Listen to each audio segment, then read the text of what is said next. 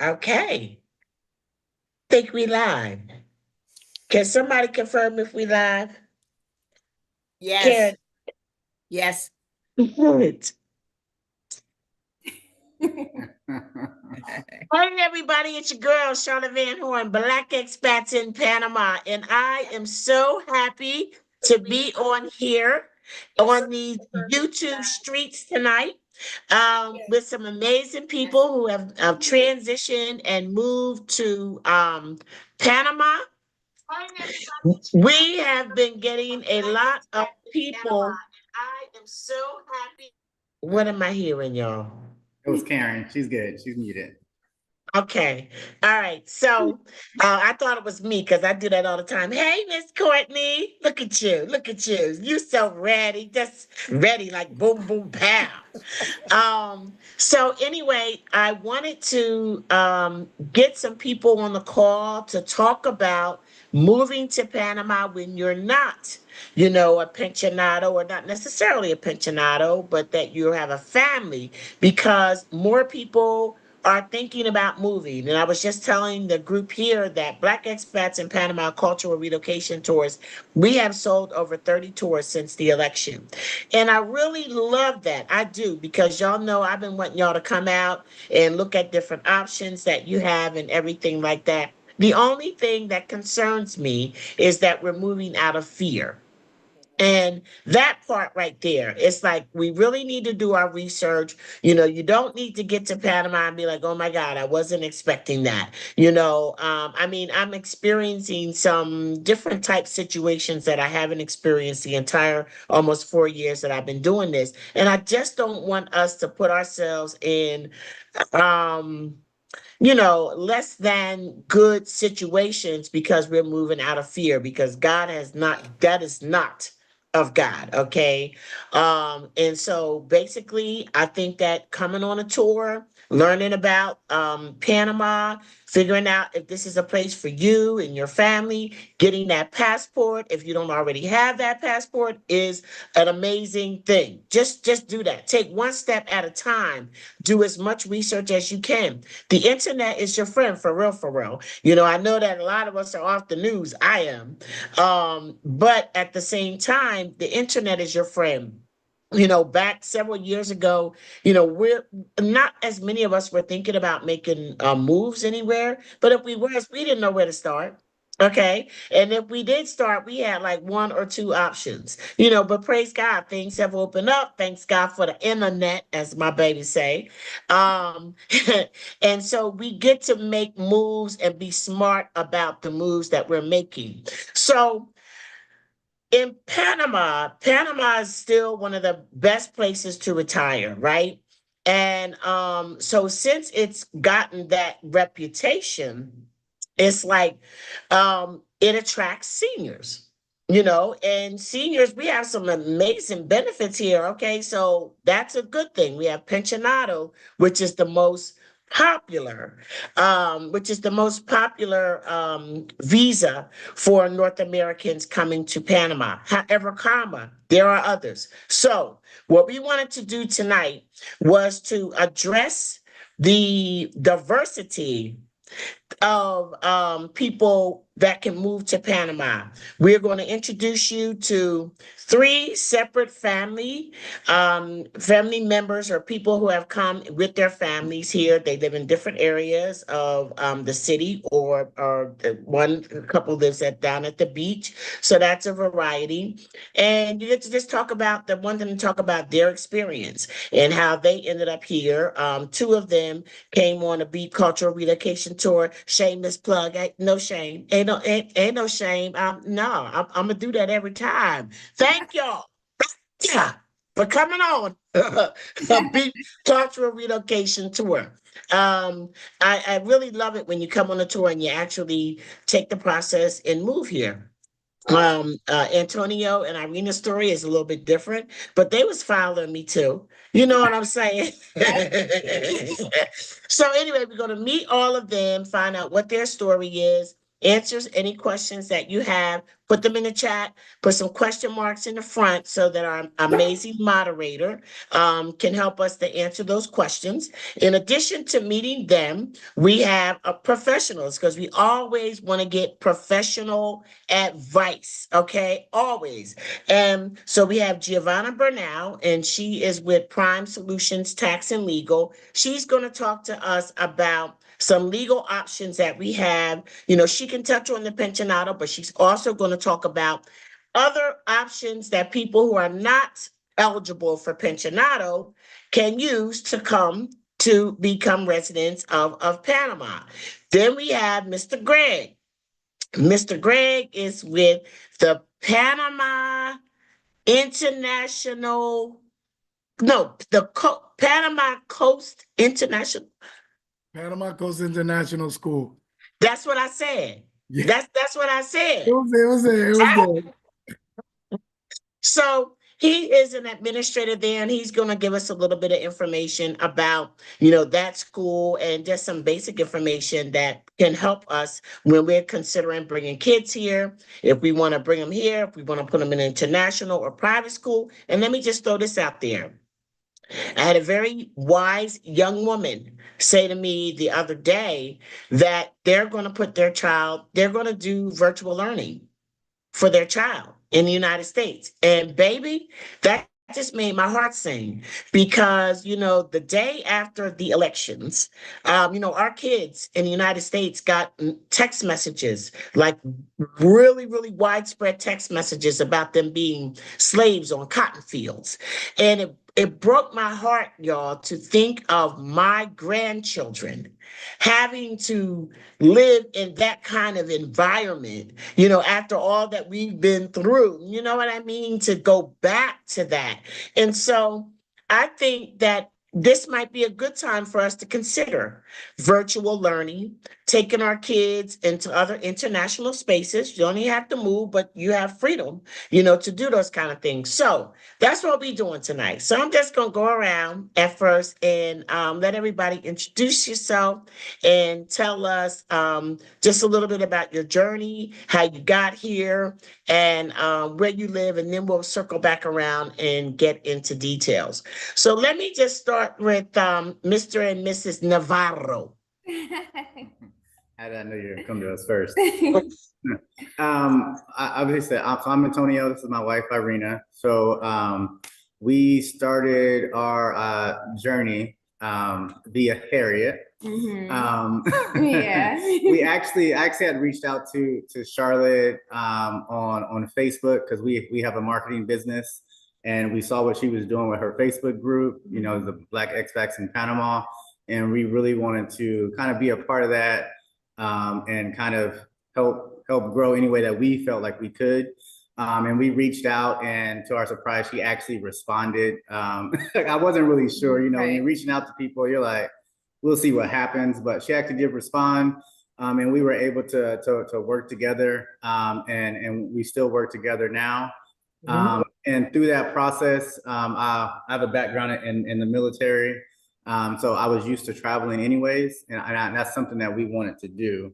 And obviously, go ahead with me and Charlotte, we were going to stop in Panama. So I will throw this out there real quickly. I did want to travel, but what really pushed it over the top was it was during COVID, and everyone was going crazy, and everyone was just, I don't know. And I'm like, well, we need to just move. Like, let's just find a beach somewhere in another country and just move. And Tony was doing a lot of research, and he looked up and he found, I don't know who called you, Harriet, tell me first, but he found you. And I'm like, I'm listening and I'm getting all the information, all my questions answered. And I'm like, I want to go where she is because I feel like we're going to be in good hands. And I feel like it's been that way ever since. So yeah. Oh, See, she said it better. Go get me a tissue. Thank you so much. And it has been, and we still to this day work together, and that's a beautiful thing. How long y'all been here now? I keep saying 3 years, so it's probably right about 3 years, Yeah. somewhere in there. About 3 years. Okay, y'all digs is looking, y'all living large out there on that beach. I love it. Yeah, I'm I jealous, love bro. it. I'm gonna stop by this weekend. I'm gonna stop by this weekend, bro.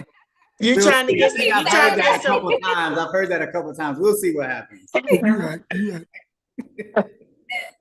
Okay, Miss Michelle.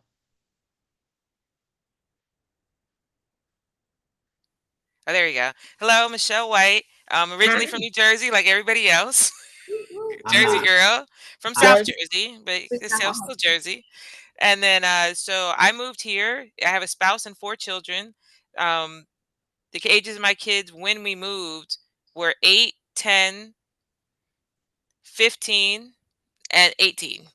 And Oh, so I can, I have elementary school, middle school, and high school. So that Wow. was so it was a very learning experience because it's different for wow. each type of school or group of school or group of grades.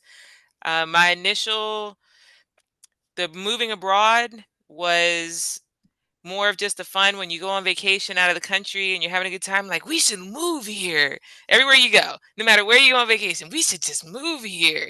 We should move overseas. When I retire, we should move overseas. And then I said, "Hey, I'm about to retire." And I asked my husband, I said, "Hey, let's, why, we just always joked about it, but let's do it." And he's like, "Okay." And I'm a talker. And sometimes I just talk to talk. And then he was like, "But like, no, like for real." And I was like, "Oh, okay."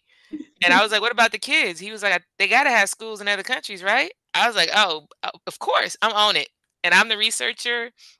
Uh, we made a checklist of things that are important to us, like healthcare, school, ability for grandparents to visit, the stability of the government, currency. We just had a list, and then I just did the research, narrowed it down to about 5 countries. We visited 4 of them, and Panama was it.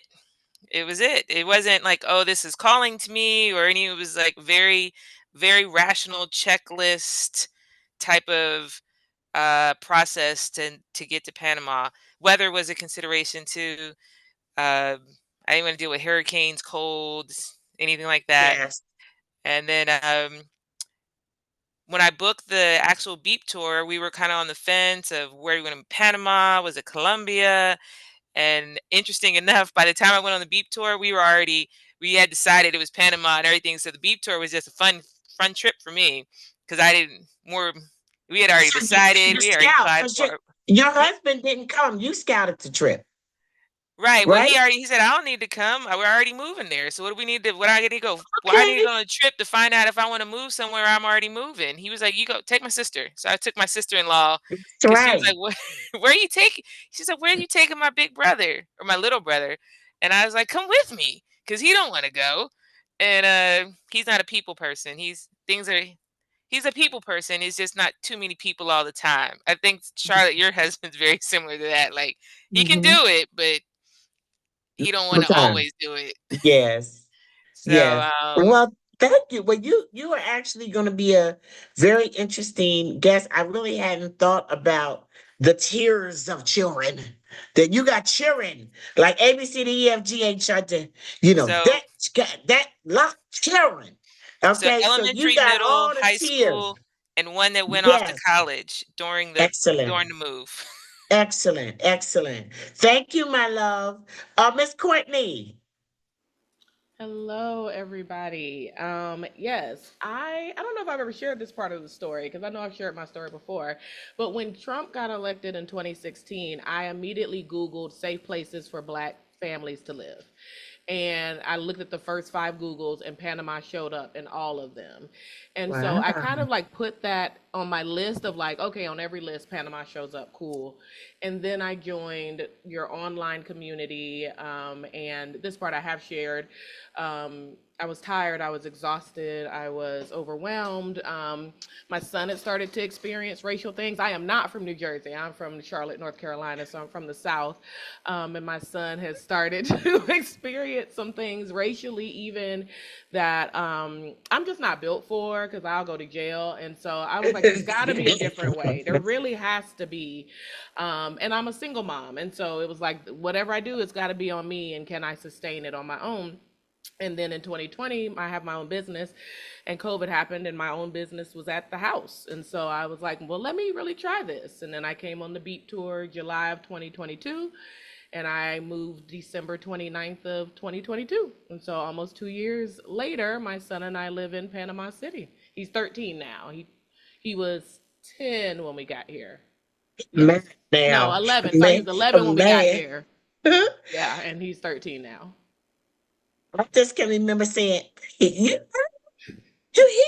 You mean, are you here? You're like, Yes, yes. yes, I'm here. I'm stealth. Yeah. That's it. I love it. And I love that you're doing so well here. I really do love that. Really that all of you are doing so well here. So you can be an encouragement to other people. And Mr. Lowe, introduce yourself. He's from Jersey too, y'all. I I am from Jersey. Jersey I must be a apologize. We don't have school tomorrow, but it's Monday through Wednesday, and we had a festival today, so my voice is already hoarse. So I'm just gonna say that right off, right off the rip. So I am from Jersey. Um, Me and Irena actually know each other. I remember running track with her. I was like 8 years old, and she used to be well, for me, one of the fastest track runners I ever saw in my life. So when I was 8, so we go way, way, way back. Find out if Anna got skills, honey. She was running. She was I bet running, she was man. fine too. Tell the truth. Tell the truth. Oh, Hey, hey, hold on. You I ain't was look. Tony. No shade, Tony. No shade. I know. I'm messing with you. I just remember her running and her always having a scarf. That's what I remember. Right? That was when I was when I was 8. But I still like to say that I've been in Panama since 2012. The city that I'm from, they were mainly Black and Hispanic. So before I even left high school, I kind of spoke Spanish. I continued in FAMU where I went to college. The dream was to go back to New Jersey and become like a bilingual teacher. That didn't really work out. So they were like, I was thinking maybe I want to reinforce my Spanish, get a little better. And so I looked for three things. One that had American currency. The other one was that they spoke Spanish, so I can improve my Spanish. And the third was that they had Black people because I didn't want to be, I didn't want to be just out there. And so at the Wait, end, Greg, you said you didn't want to be all by yourself. but what I didn't know is when I got there, there were no expats, right? There were no expats. I got here in 2012, so I was 27. I had just turned 27. And I was solo dolo by myself. And it was very interesting because I came to this backwater town, to this small school, which was literally a house with 35 students. And the principal offered me a job and a small stipend. And I was like, I'll do it for like 3 years. And well, 3 years turned into 2024, turning into 2025. And I'm currently the principal of pre-K through 11 at the school. We have about 290 students now. We keep evolving, we keep on moving, we keep on changing. This was a owner that just wanted an environment for her children to raise up in, and it turned into this whole explosion of different diverse kids from all over the world. It's called Panama Coast International School. It's over on the beaches, like you said before, Charlotte. It's in Gorgona, Panama, which is right next to San Jose, where Tony and Irena live. right? I'm gonna come over to your house, bro. I promise, bro. I promise. Bring the babies, bring the kids. I'll bring the kids. I'll bring it. You know what I mean? But I'm fluent in Spanish and English. English is my first language. And yeah, You look kind of I love the school, and I'm here to answer any questions about, just diversity and or about Meduca, which is the Ministry of Education, about university here in Panama, just general questions. I can't get too specific, but I can definitely answer general questions. Well, thank you. And it's just really interesting to see how the school had 35 Yeah, students. I had the biggest class. We didn't have tables at the time. The kids were not allowed to come to the classroom with shoes. It was very, it was very uh Oh, new age, but the school that I'm at that it has blossomed to be has been more of a Montessori style school, where we have them growing and developing in bubbles. We've had kids that have graduated right when they're 16. We have kids that have not really fit into the normal Panama public school system. The school is all in English. We have kids that come in wave. We had a South African uh like exodus of South Africa, and then they came. Right now, we're kind of dealing with, black expats and waves coming from all over. And just people in general, it's like a constant growth. So before January, I think we're gonna hit about 300 students, which we don't have the space. probably, probably more than that, because I think that every company or business that is dealing with expats is going to see the influx. Like I Right. just said, we sold over 30 tours since election. People want something different, and thank God we have options. So thank you. I'm looking forward to getting back to you. Giovanna. Hello, Charlotte. Hi, thank you so Hi. much for inviting me. Yes, I'm a Panama attorney. I own a law firm in Panama. We are a team of 15 people that most of the time offer immigration permits. And as Charlotte mentioned, it's true. Most of the people think that Panama only offers the pensionado visa and it's only for Social Security, VA, or military, a federal and governmental type of retirement, right? But actually there are more options for the young families and professionals, and also for the workforce and the people that are ready to live in Panama with their families. So this is why I'm here, basically. And it's a pleasure. Thank you, Charlotte, for inviting me. You, Giovanna. I always have you here because you got the information. People be asking me questions, and I say, let me give you a link, because I know how to stay in my lane, baby. Okay. And things do change. So it's important that we get our information from vetted professionals, period. Okay. So let me dig in here. Um when y'all came to Panama with your children, what do you think was the biggest challenge? Other than getting through the airport, it was probably making sure that they were going to be safe. And while we enjoy Panama, just kind of keeping that in mind. As safe as Panama is, it's still like you're moving to a new neighborhood and you don't know who to trust yet. So that's always going to be top of mind. And then for us, she wasn't quite, our daughter wasn't quite school age yet. So it was then trying to find childcare at the same time, that kind of mindset, at least for me. I was worried about making sure everybody was going to be safe. I didn't need to end up in a Panamanian jail for no reason. So that's all. What about the language?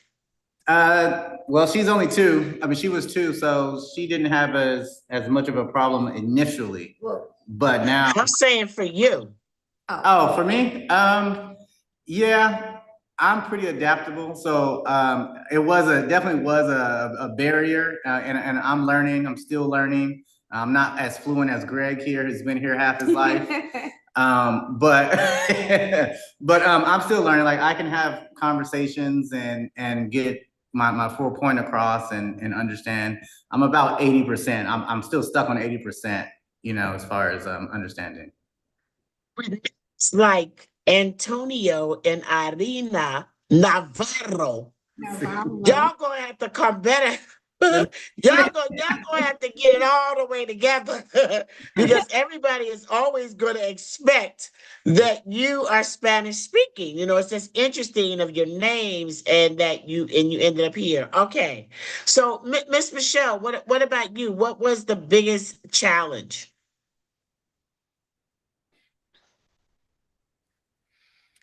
I think the biggest challenge for me was, or for my family, was actually before getting there. Before actually moving to Panama, when we let the kids know this was the plan, they had many of the misconceptions that friends and family had because they were indoctrinated with America of being the way, the only way.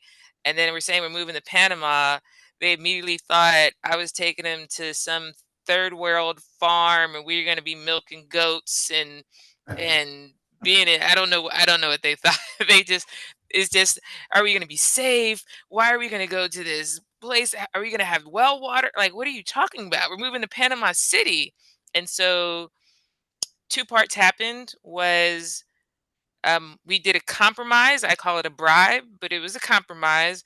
I said, if y'all just keep an open mind, y'all get something out of it. So the teenager, she wants a trip to New York. We're doing that. The younger one wanted like Robux, like $50 Robux, and they would just stop complaining and keep a open mind. And the youngest one is soccer shoes. Like, okay, I'll get you some soccer shoes if you stop complaining. And then the second part is we brought them down here during was it spring break, their spring break from the US. And then they were just amazed. They were like, there's buildings. Yes. Yeah, there's buildings in Panama. They were like, when the grocery store, he's like, there's peanut butter and Nutella. Yeah, yes, this is yes, yes. And my 11-year-old, she was like, this is like a regular city. This is like when we move any other time. I was like, what do you expect? She was like, more green, more dirt, and Jungle. less Wi-Fi. The great That's Wi-Fi. Less Wi-Fi. So Listen, it's the same way. When Alfredo used to talk about Panama, when I came here, I truly expected to be in the jungle. right. And so between the compromise and them actually visiting, and then when I brought them for spring break, I also had pre-organized tours of schools that were options.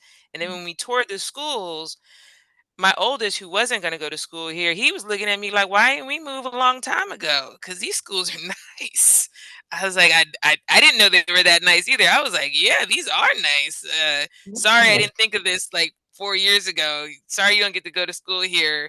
But the younger three were just like, okay, we're not going to school barefoot with cows and chickens. So yeah, this is like a normal school. Yeah, we're good. Mom, we're good. I want to go to New York. I want Robux.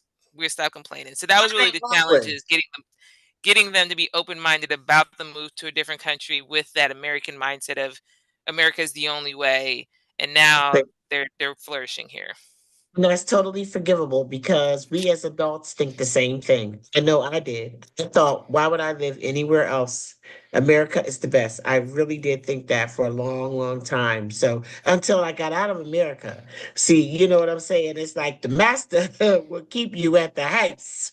Okay, because you think everything's good at the house. He don't want you to see what's out there. But we have seen and we know our letters now. So, um, Courtney, what about you? What were your biggest challenges? Yeah, I think the biggest challenge, I knew that my son, he's with the shits. Like, I'm like, let's move to Panama. He like, that's what's up. Like, whatever you want to do, lady. Like, it's just been he and I so long that he just trusts me. He's like, well, you're a Virgo. You think things through. You research. I believe you did the best, we can go. So it wasn't hard to convince him to come, but I knew that it would be important for us to get settled. And so we came, I did the Friendly Nations visa, and so we came for 2 weeks before to get everything done, for him to get his pictures, me to do my part. And so he got to see it, get a little taste before we came at the end of the year. And I really wanted us to like immediately move into our apartment. I didn't want to have to like do an Airbnb for a month, or, you know, or move around into different areas. So I wanted to like have the right place. And luckily I have a friend who's Panamanian, so she actually found my apartment for me, the one I'm still in now, with a great landlord. But there were still things like getting Wi-Fi, and do I go with the, you know, because my internet needs to matter. So I wanted to get fiber instead of like Tigo, and doing all of that stuff, and then switching over to Do they have fiber Naturgy. here? They I have have fiber? fiber. They do? Yeah, I'll send you the link. I have fiber. Here. I didn't Yeah. know. So, but even that, like, and also understanding that, you know, tranquila is a thing, and nobody's on my American time. And the fiber man promised to come for 3 days.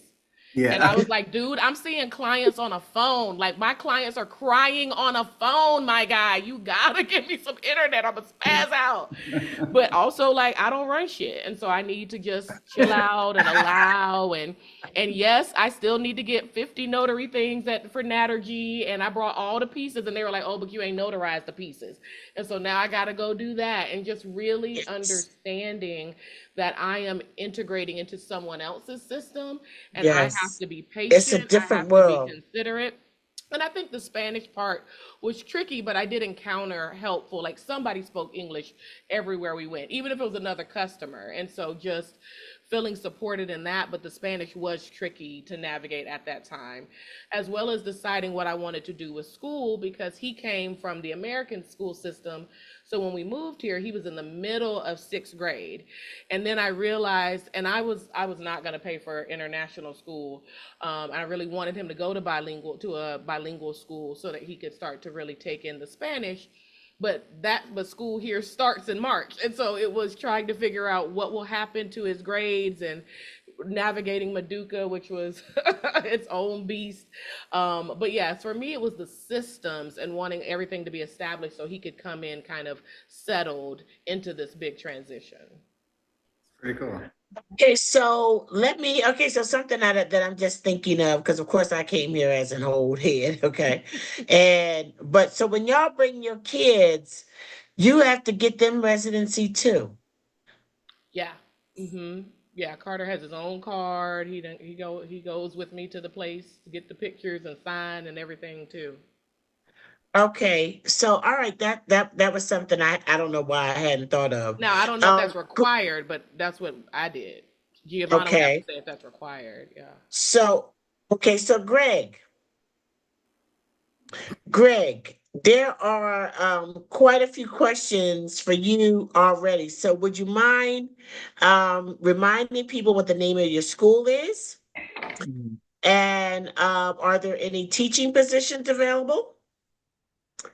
Yeah, so it's funny that Michele said that her children thought that there was chickens and kind of dogs running around. I ain't gonna lie, over here at the beaches, especially at PTIS, there are chickens. Right? You will see a chicken or two Next door in inside Panama. the fence.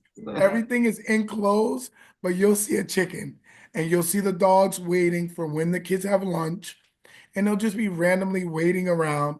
And that's just, I mean, that's just a part of life. You kind of get used to them. You shoo them away, and then, that's just what it is. The name of the school is Panama Coast International School. And as I said before, we're an all English speaking school.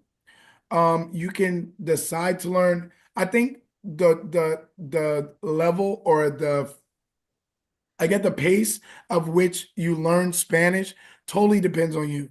You know what I mean? If you guys settle and you find a good group of Panamanian friends that mostly speak Spanish, you'll learn Spanish like that, right? Yes. And Panamanian Spanish is really particular, and I like it in that it's very twangy, patois, Jamaican, because I can put, I can say, yo estoy con mi mujer en mi casa relajándome. Or I can say, yo estoy aquí en la chanting, chilling con mi guial. It's like two different, like it's two different ways you can say it. Chanting is English, guial is English, right? It's just the way you say it. So I really like Panama in the sense that the language you can kind of modify if you need to. Professionally, I won't say to a parent, hey, tu guial está un poquito loca, ¿qué está pasando con ella?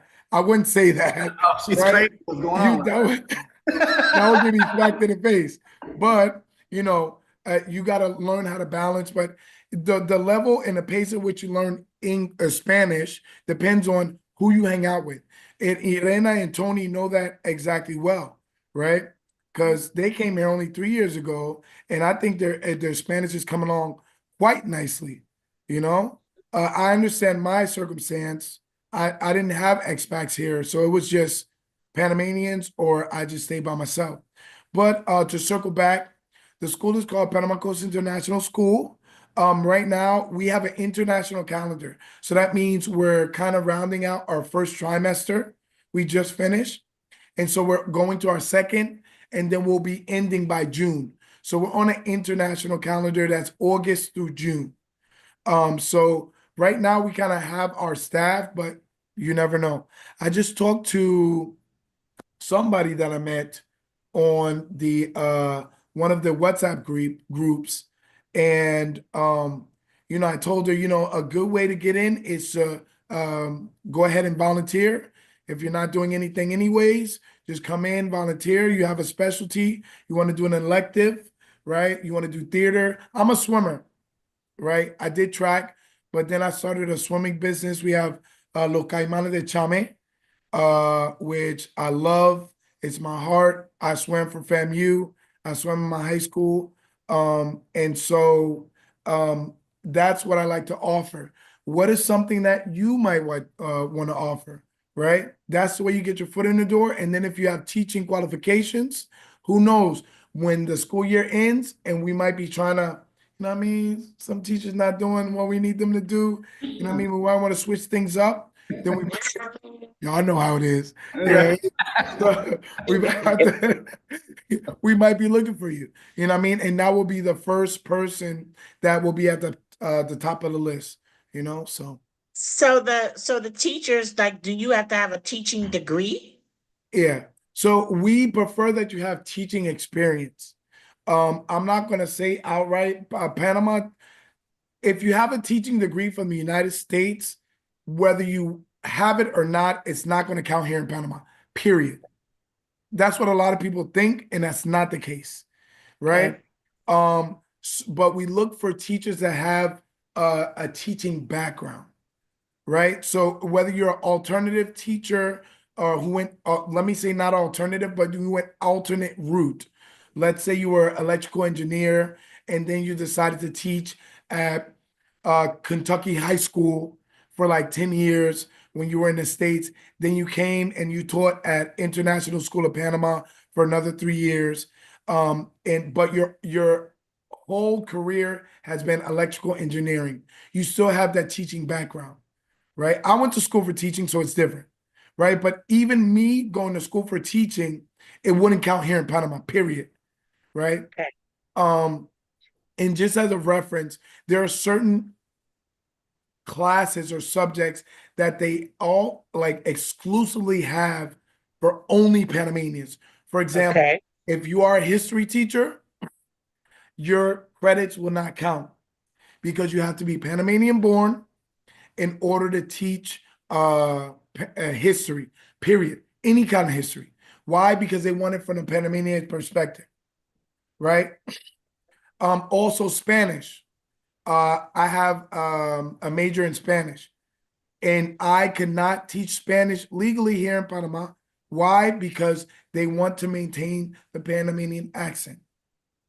So even though I have a degree in Spanish, I wouldn't be able to teach it, right? But that's formally, but not like informally. If I were given a Spanish class, could I work it? Of course. Okay. I can make a curriculum and I can do it, and we would go from there. But There's flexibility. Of Michelle, course, did there's you want to say flexibility, of course. something? Yes, I wanted to circle back to your question about getting the visas for the kids. Yes. So we have visas for all my kids, but one of the things, whoever works with a lawyer, is what happens when your kids turn 18? And that's a question that to ask and consider, because like my youngest came here as 8, and if he's going to be here for the next 10 years, he turns 18. I was like, what happens now? He has to leave, and then I have an 18-year-old who's in school. So how's that status when he graduates school?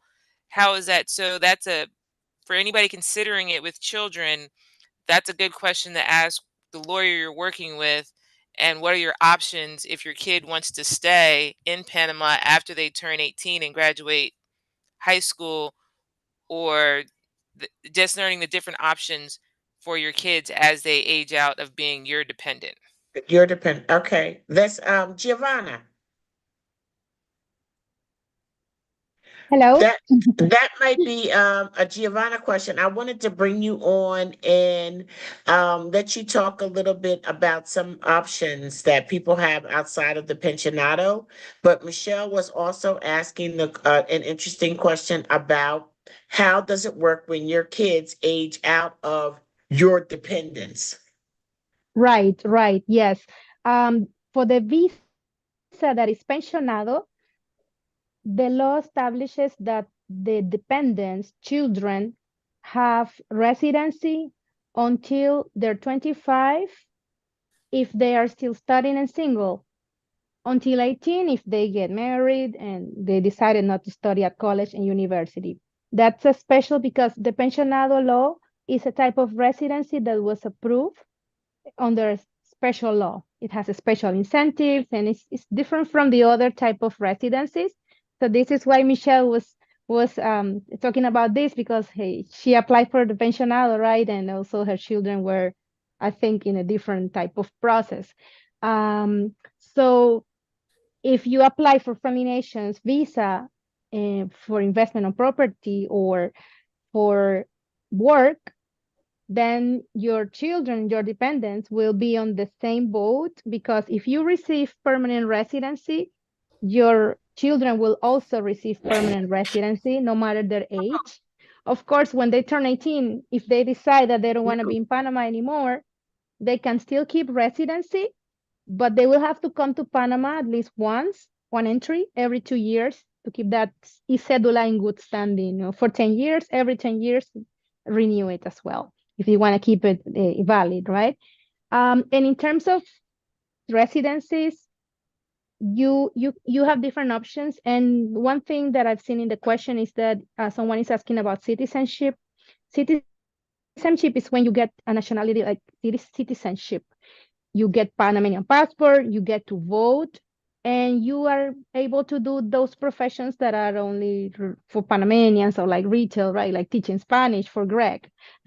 So, but residency is different because residency allows you to live in Panama and do have all the rights as Panamanians, but with some restrictions. For example, retail, some professions are restricted, but further than that is very similar.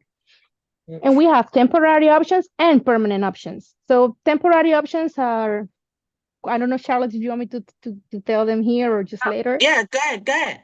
Okay, temporary, if you are from the US, you get a 1 year residency that is very good, better than the digital nomad. And it's good if you want to explore or if you're in a budget and if you don't want to stay in Panama for the 180 days you have as a tourist.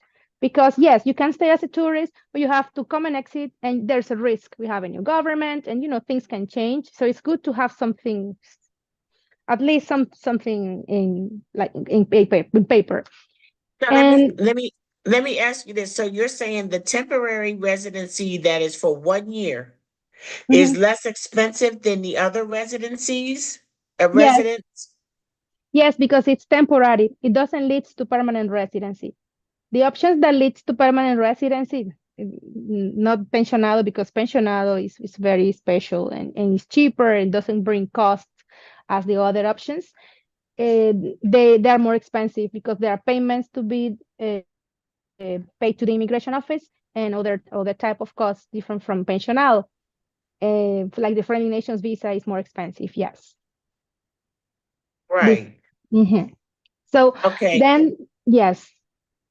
So then, if you have temporary, I have seen in the last 3 4 years a change because yes, most of our clients are pensionado because it's a very straightforward type of visa. You know, if you're pensionado, it's just they're not nothing to think about it, right? But then there are families, young people, entrepreneurs, people that want to exit the U.S. or they want to have a new life piece and a different lifestyle. Let's say cost of living, well, many things, you know. And they say, I want to work remotely. Most of them, they work remotely because they can do that, or they have their own business. That's what I see the most because it's easy just to move to another country if you have that source of income to continue your work. So they apply for the temporary visa for US or the friendly nations visa. That's what I've seen. But we have some others like for work, professional visa, for investment on property, right? But if it's a type of person that has its own business back in the U.S. or have a remote job, they decide to get a temporary first if they are close to retirement, because then they switch to pensionado, or they do friendly nations.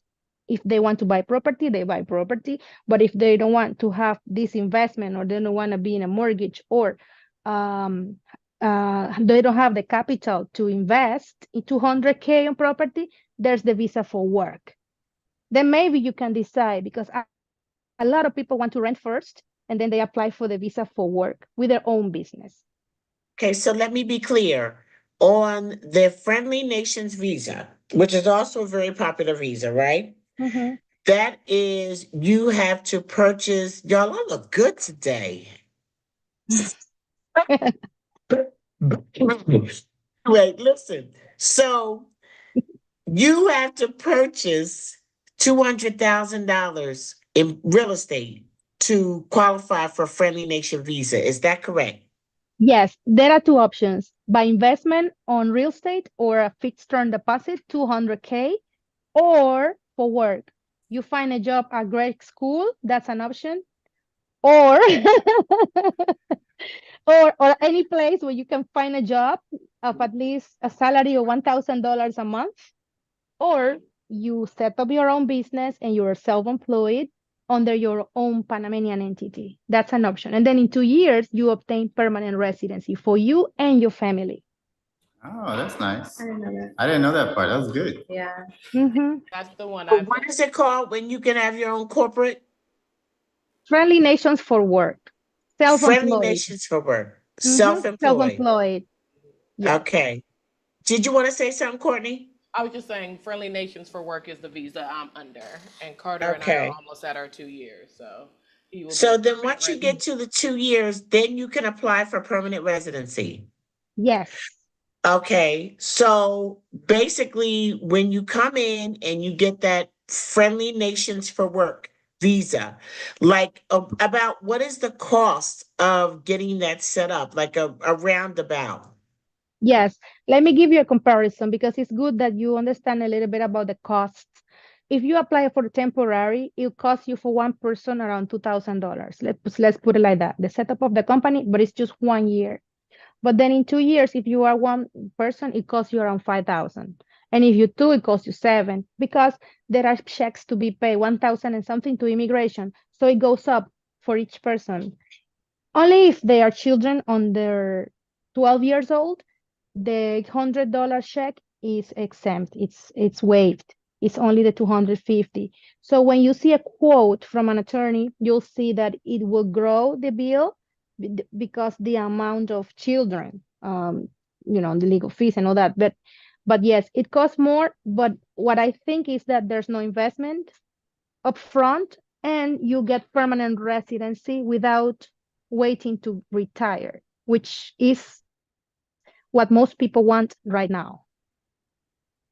But also, let me just say this, and then we'll move and come back to some other options too.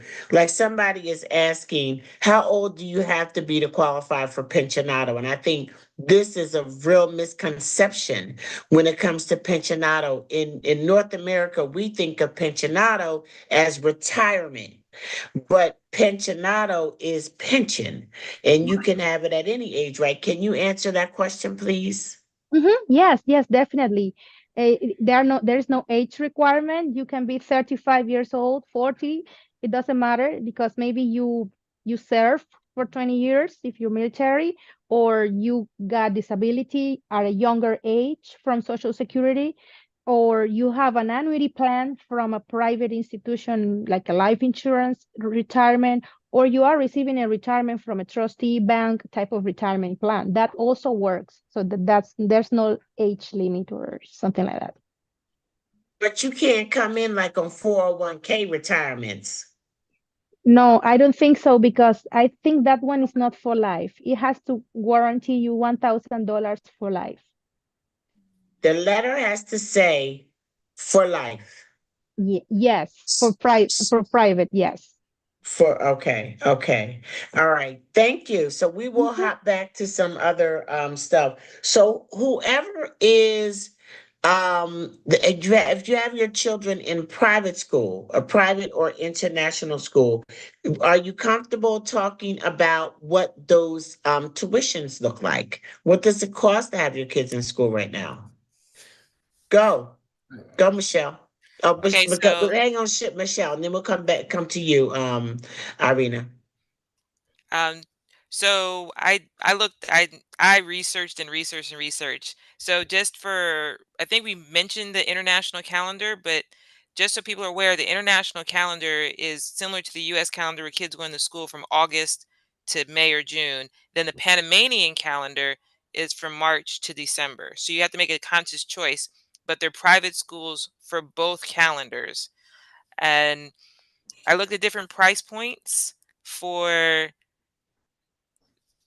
the different types of Panamanian school, international school. I specifically chose an international schedule because of my high schooler. If it was just my younger two, I think they could have adjusted, caught up. But my high schooler, she's coming into 10th grade. I was like, I'm not going to try to figure this out. You need to build up your coursework and do well so you can go to college. But I can tell you the tuitions ranged from the schools I looked at anywhere from $4,000 a year to 18,000 plus per year for annual tuition. And that's tuition only. Then you have some Okay. schools that also require an annual registration fee that range anywhere from $100 to $2,000 for just annual registration. I don't know why they don't toss that onto the tuition, but that's your annual registration. You And have to then pay there's that some, up front. yes, and every year. So I don't know. I mean, if it's tuition's 16,000 and registration's 1,000, why can't tuition be 17,000? I don't know, but that's the way it works. And then also some schools require what they call a capital donation, which is basically give me a whole stack of cash because we said your kid can come to school here. And that ranged anywhere from 2,000 to 18,000. What'd Huh? you say? What'd From you say? anywhere from 2,000 to 18,000 to say, yes, we will have your kid come to school here.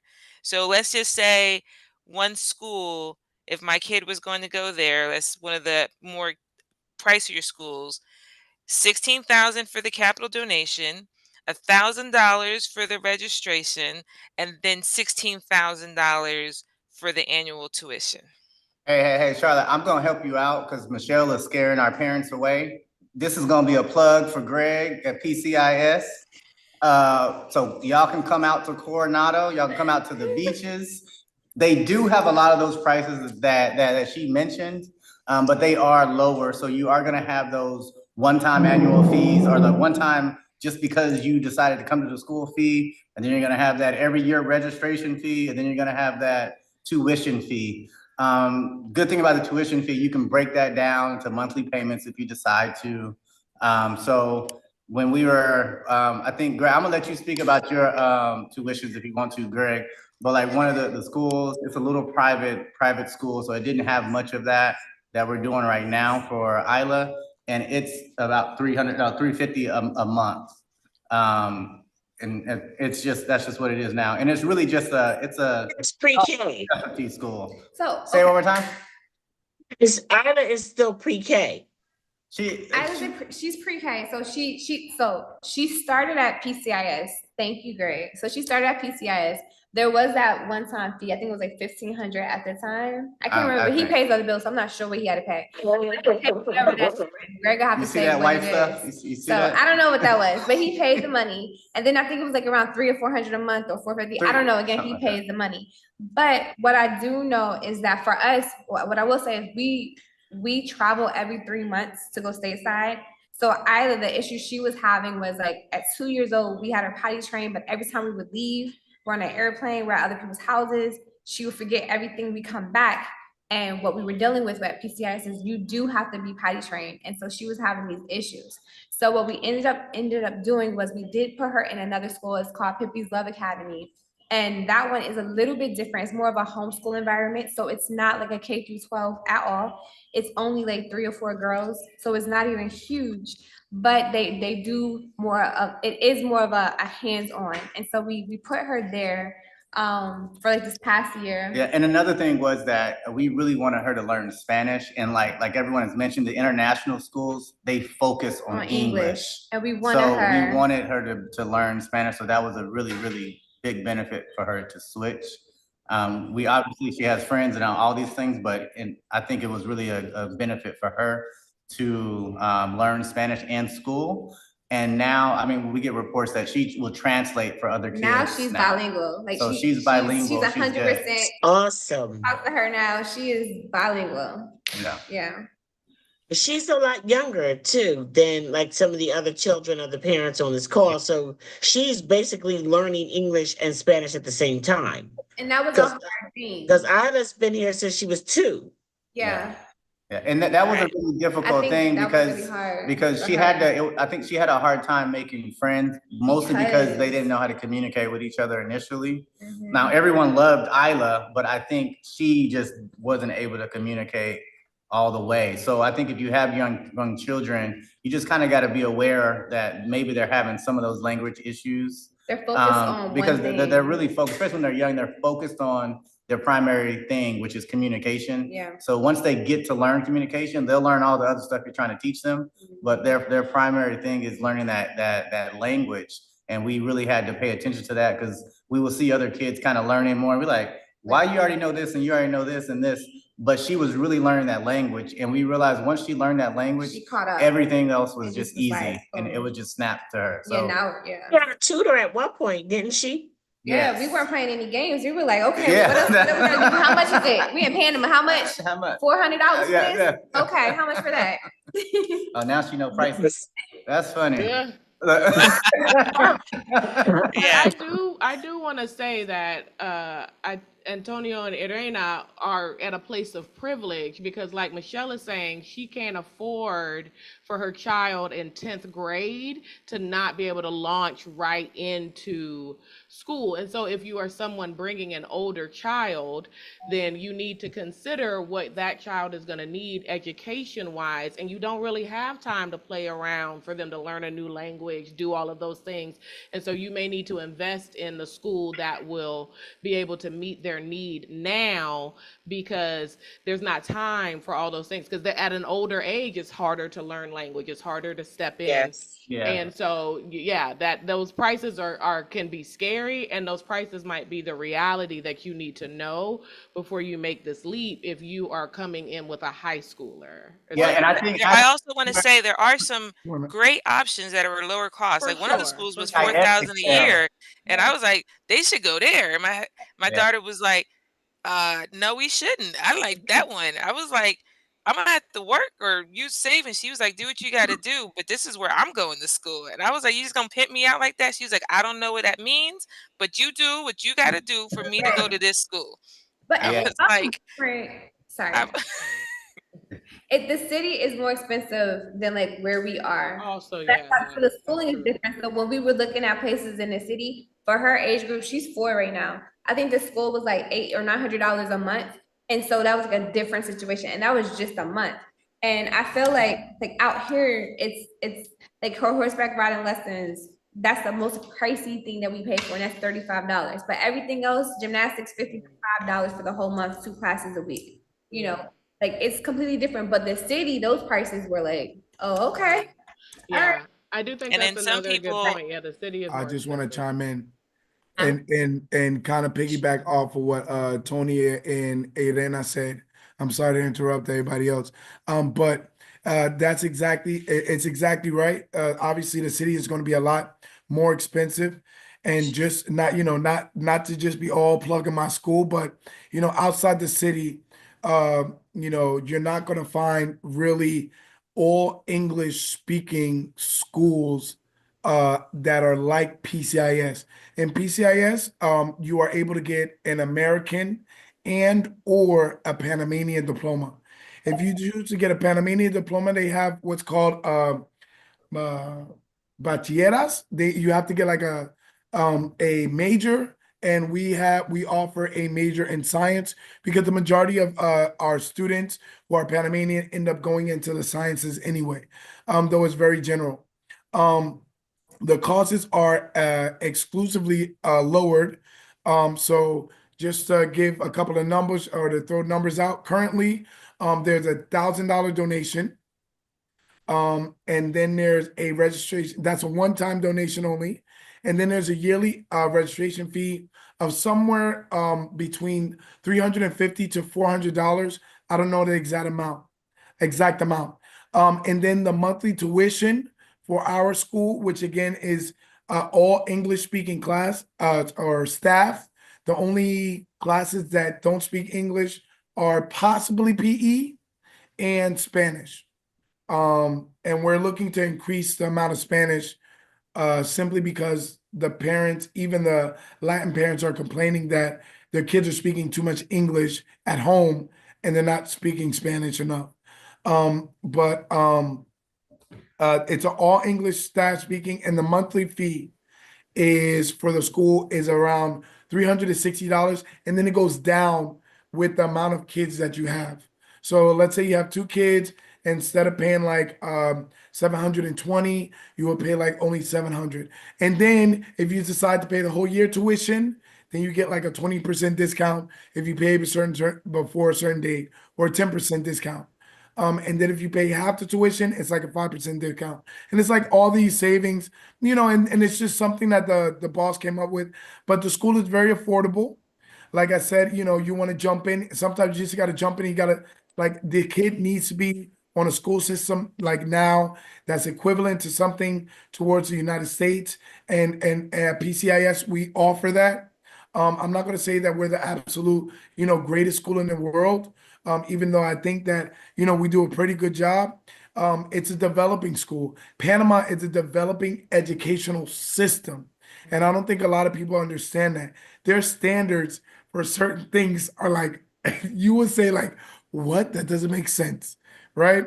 But as we evolve and as more expats come in, the mode changes. So as we're looking for education for children outside of the United States, you have to factor in going to the city or the beaches.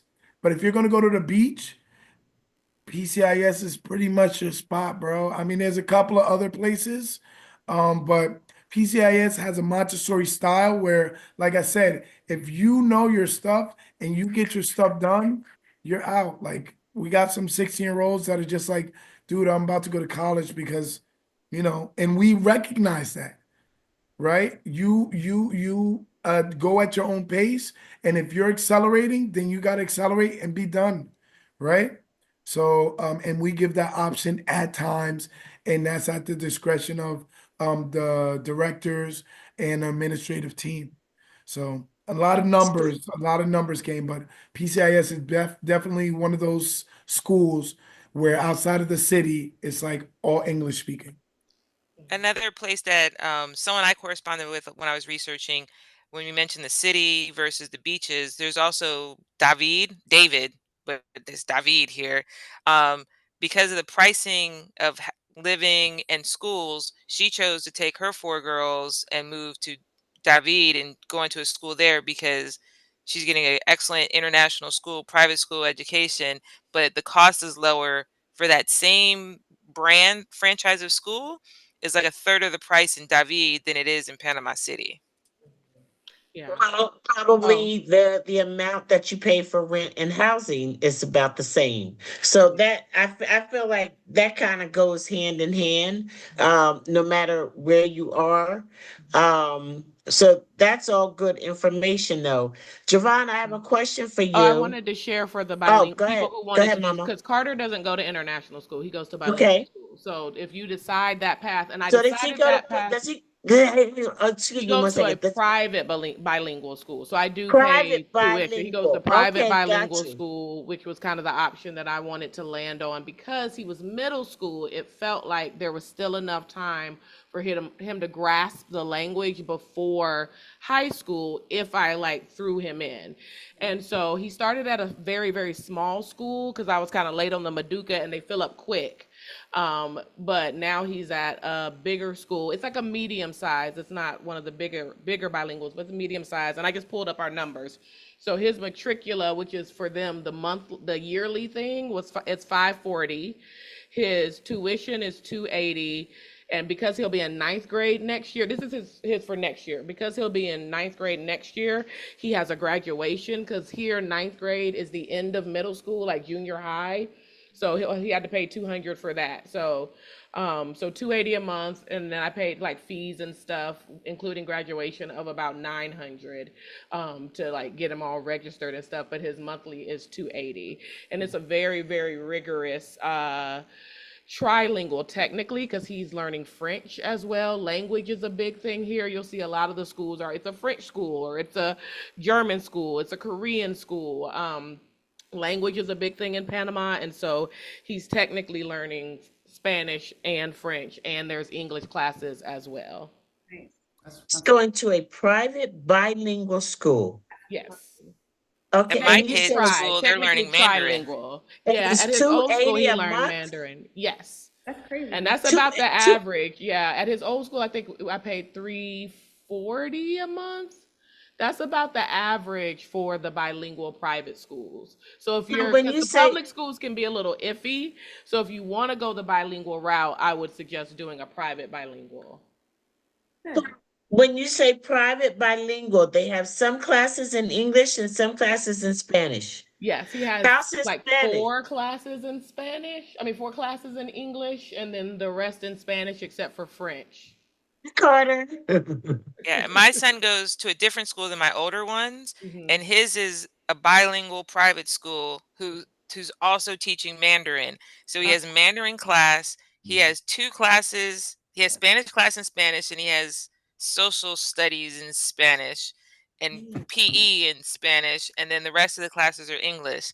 So he doesn't know Spanish. He's not doing well in Spanish class because it's in Spanish, and social studies is like funny because it's like, what are you doing there? He was like, the other students tell me what he's saying because I don't know. And Yeah. And I put Carter but in he's learning tutoring. faster Yeah. because he's in that bilingual private school compared to my oldest one. Right. She's all the classes are English except her Spanish class because it's Spanish class. Yeah. Oh, I can't hear you. Giovanna,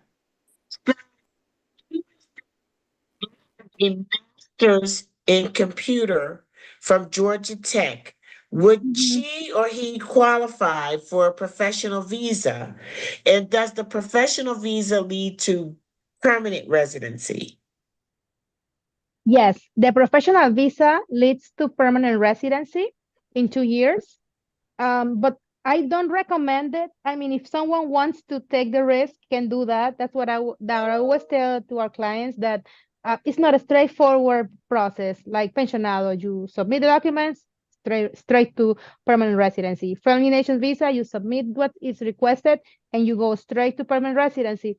Professional visa needs a type of process that is done at the University of Panama, which means that the documents needs to be submitted and it's on the approval of the university and especially the faculty where you study humanities, management, depending on your bachelor or your major.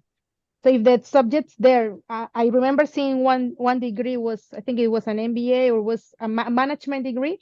It include chemistry and let's say elective subjects that are not the same in Panama. they maybe ask you to study something. We don't know. So this is why it's a bit riskier, because maybe you will have to study something further that is not with accords to the Panamanian curriculum. But if someone has no rush and wants to apply for a professional visa, that is an option that's still there. So can someone switch from a pensionado visa to a friendly nations for work visa? Yeah, yes, that is something that can be done. But of course, it has to be evaluated because of the cost associated. If you are on the pensionado, the parents they have permanent residency.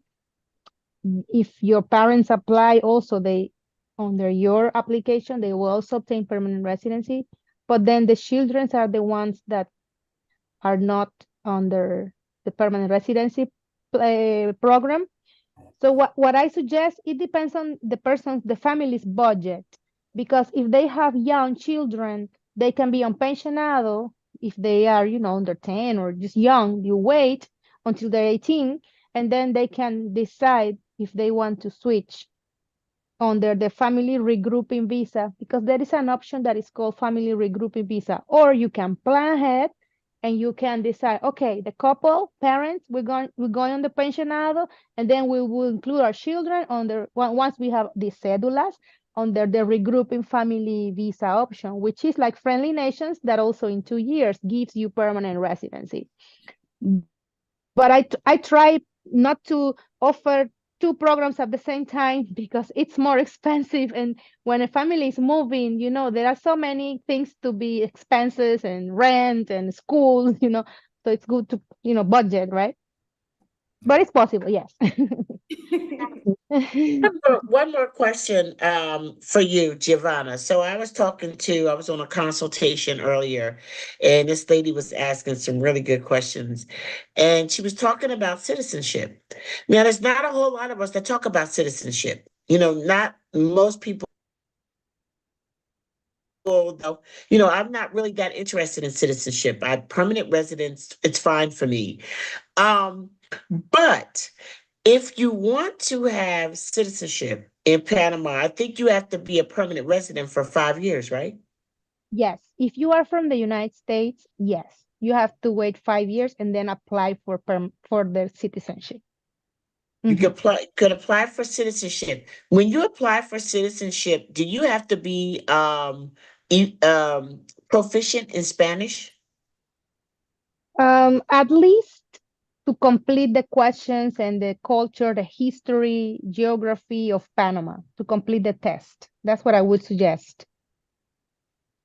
So if for me that's probably a lot of people just dropped off right there. They're like, okay, well, forget that. I don't want citizenship. No way. So, but if you did want citizenship, what we were talking about was, okay, you need to be a permanent resident for 5 years. So in Panama, you can receive permanent residency, and you only have to be in Panama at least once every 2 years, correct? Correct. So, say for example, somebody is 40 years old, right? And they want to plan on making a transition to Panama when they're 45 or something. If they're 45 and they come into Panama as a citizen, you can do whatever job you want, correct? Right, that's correct. Okay. So we were thinking that a track, a pathway for citizenship and for you being able to work and do your job in Panama might be to become a resident and to have that residency for 5 years and prepare yourself to apply for citizenship at the end of that 5 years, because then you could work the work that you want to do. You're still too young to retire, a lot of people at 45, but you could do the work that you wanted to do here in Panama, and you could still keep your U.S. citizenship. Panama allows U.S. and Panama dual citizenship, correct? Yes, that's not an issue because yes, you can keep the your citizenship and like you mentioned, it's like that. You can plan if you're in your 40s. If you are in your 50s, 60s, it's a long process. I have to be honest. It you have to wait 5 years, and then this process can take at least 3, 4 years, maybe five. Oh, They don't wow. like It's them. a long process. Well, Yes, it's very long. there you go. I didn't want citizenship, no way. Aren't you Canadian? Yes, but Okay. I've seen cases. I've seen cases that they want to be a lawyer, they study, they wait in 5 years, and then they can practice law or or medicine. Yes. The years in Panama and all that. That's possible. Yes. Giovanna, would you If you have the recommend that? time. Would you recommend that for the kids? Like, if they want to stay, like if my son wants to stay, would you recommend he pursue citizenship because he better want to work wherever he lives. So, if he would want to stay, it would make more sense for him to get his citizenship so that he could work in the country uninhibited. Oh yes. Okay. For the children, definitely I recommend to do that because some people Okay. wait a long time. They stay in Panama, they forget about it, and the sooner the better. It's good to have Okay. a second passport. Gotcha. I gotcha. Thank you. Mhm. Absolutely. Absolutely. Okay, that was some good information. Let me ask the parents about transportation. How do your kids get to school?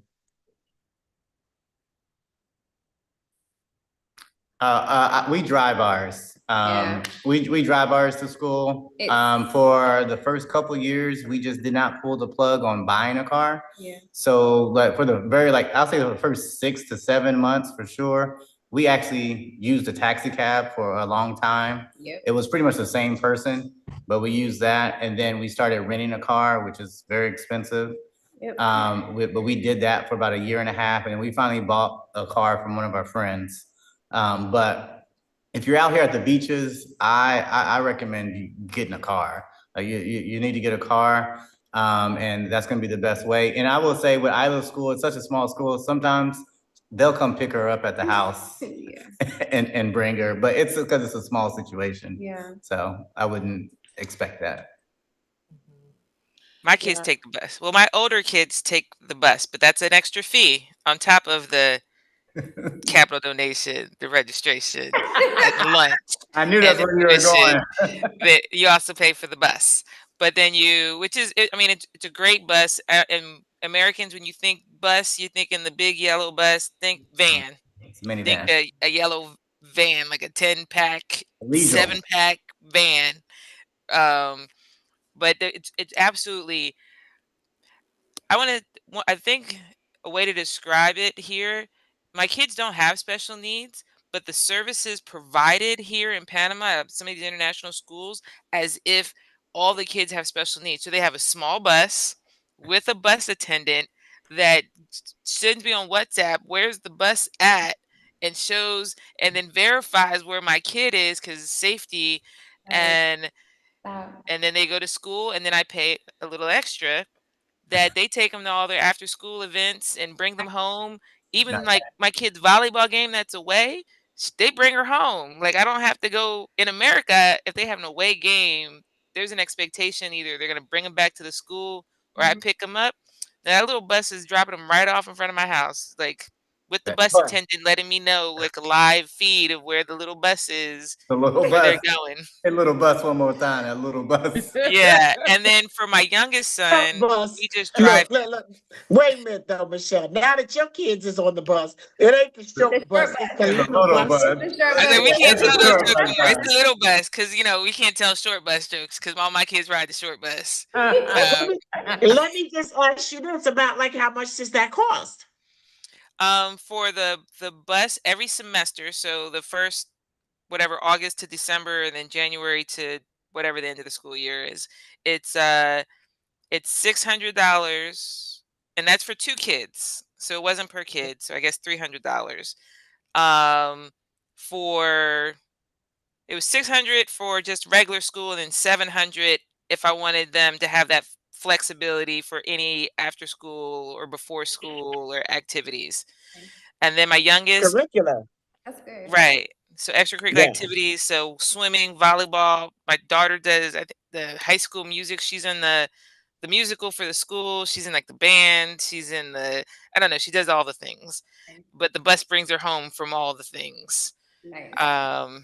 So it's great that the bus brings her, because in America, when I went to school, we had an after school bus, but in the US, they were like, if your kid wants to do something after school, you better come pick them up, figure it out. This little bus takes them everywhere. And then What's that my after youngest, school? we drive him to school because the school is 500 meters from my house. My husband said I should ride the bike, but I put my moo on in the morning and I dropped the little boy off. The little boy. And then Bus. and Yeah. then he has after school activities, and I was gonna let him ride his bike, and then the people at the school were like, no, no, no, we like our kids to have supervision. Either the nanny or the husband takes them to school. I was like, well, we don't have the nanny, so whatever, we'll drop them off. So it's not, Dante, it was a very, they don't have, like, kids in America are a little bit more, I say, independent. Like my kid would have drove his little bike 500 meters in the US, but here yes. they're like, no, he's 8. He Okay. he needs a chaperone. I was like, okay, I'll chaperone him. I'll drop him off. And Right. so you can hear that driving. We bought a vehicle. We bought 2 vehicles actually. One for me, one Does for my anybody spouse. else want to speak on the bus? Because I want to go on to special needs. So my bad. So just very quickly, so PCIS has an independent system that's apart from their tuition. The colegials is what they're technically called, the small buses that everybody's saying, but they're called colegiales. With the colegials, apart from that, you PCIS, you pay the small fee or whatever it is. But just to let you guys know, whether you're in the city or you're in the beaches or you're in David, whatever, if you get a school ID and you decide to take public transportation, it's a reduced price, a way dramatically reduced price. So in order for, like, for example, to get from our school to the entrance usually costs like 30 cents. So if you were to have your school ID, it would cost 10 cents. And if you were to go from Gorgona to Chorrera, because that's where your house is, if you would take public transportation, it would normally cost $1.50. But if you would have that badge, it would cost 50 cents during school, like school time, right? And it's a little tricky if you have an international calendar, and you're like in school in January, and they're like, "What are you doing? You're not in school. Like you're not supposed to be in school." And you're like, "Yes, I am." You know what I mean? But as long as you have the tag, it's a reduced price if you take public transportation, and that's in the metro, from the city, or if you take the little highway buses that are in the beaches or even the David area. Just so you guys know. Gracias. Does anyone want to speak on special needs? Have you what is the situation in Panama with special needs children? We have one question. It says, "What about kids with special needs? I have an 8-year-old that has autism. Is homeschooling a popular option here in Panama?" So again, just talking about from my school and then my experiences from some of my colleagues that don't necessarily teach at my school. The the rules, especially for kids on the spectrum of autism, are very general at best. And it depends on whether you go to a private school or even a public school. If you were to go to a public school, very generally, you have to pay like an extra $30 a month, and you get an attendee, which would basically be a shadow. But most of the time, it's like a mother that is looking for a part-time job or something like that. And Okay. basically, you will be in a secluded, there's no inclusion. You will be in a separate room, and you will be with other students that are general special needs. Depending on the private school, for example, PCIS, we have seen a growing number of kids on the spectrum of autism. Right now we probably have anywhere between 5 to like 7 kids on the spectrum. Some of them you would know spot on. Others of them, they're Functioning. it's very hard to tell. But we do it on a case by case basis. We have an English speaking psychologist, and then we have a Spanish speaking psychologist. They have to go through several hoops in order to jump through, in order for them to be even admitted, and then even the admittance, whether you are in my school or let's say another school that is in Cocle, that is another English speaking school, which a colleague of mine teaches at. They at any point can go ahead and revoke that depending on where they are on the spectrum and the tendencies of the spectrum that they may have.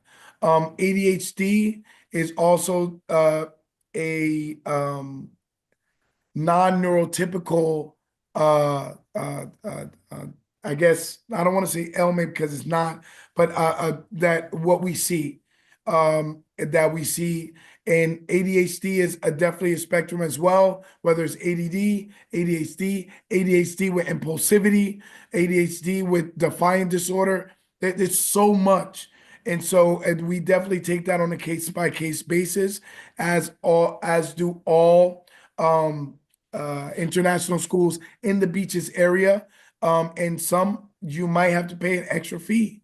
You might need a shadow, which is a one-on-one.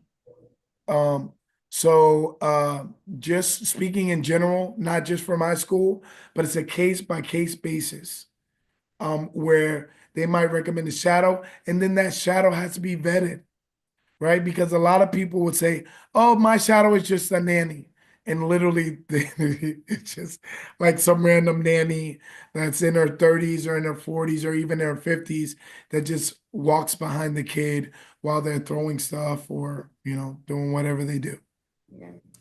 So let me just ask you this. So you've been here for a while, and I think that sometimes when we're speaking about things that are occurring in Panama, that we really need to. It's helpful if we can kind of speak to the progression.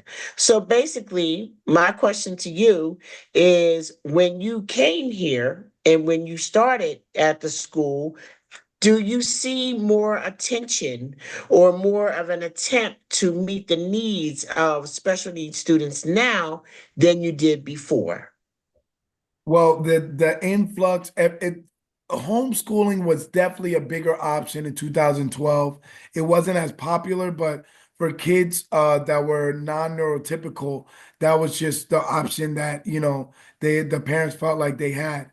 As I said before, the regulations were very general, and they're still very general. But what I have noticed in schools developing in the beaches area, especially, is that attention to detail. We want to make sure that they're included, but they might have to do a separate class to work on their defiant disorder, behavioral, classes, extra tutoring, and think speech classes, and they might need that shadow. So I see a lot more attention to recognizing that one, it's just not a kid that is different, right? It's a kid that has special needs. You Special might needs. need an individual assessment or evaluation plan, otherwise known as an IEP for that student. And that has definitely grown.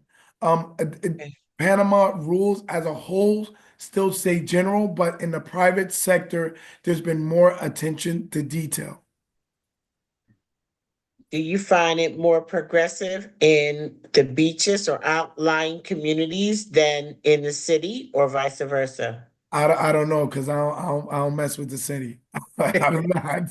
I go to the city to You leave. said you That's it. sounded you sounded a little bougie. Well, Uh, I mean, I'm 5 minutes away There's from some the of us beach, up in but the that's all city I'm who like saying. the city. I like the city. I don't. Yes, I love think And the I it's could city. just go back to about Jersey if I wanted to, if it could be in the city, but you know what I mean?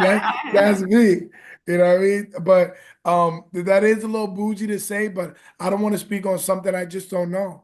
Right? I know how to Appreciate the best that. is what I the totally appreciate that. yeah. Go ahead, Yeah, Courtney. I've had some experience. A friend of mine, her parents, mom's family owns one of the bigger bilingual schools, and I've helped them do some things. I think it's about resources, just like it is anywhere else. So, I have a friend who's Panamanian and who doesn't have a ton of resources, and her son has experienced what Gregory's talking about, where he just got kicked out. They were like, "Oh, he's doing a behavior. You can't afford an attendee."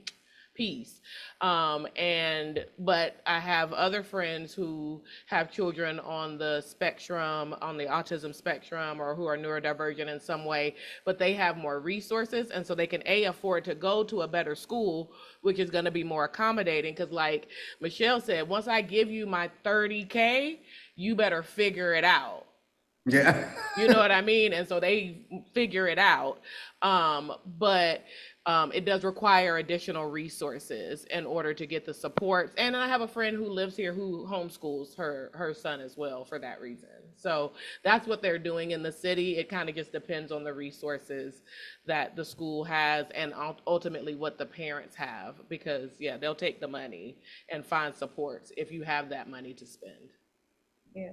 Okay, more questions like that are coming up, so that's why I wanted to spend a little bit of time there. I got a couple questions for Giovanna.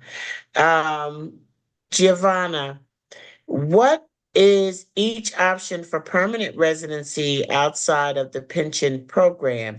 You have working remotely, business owner, and college student?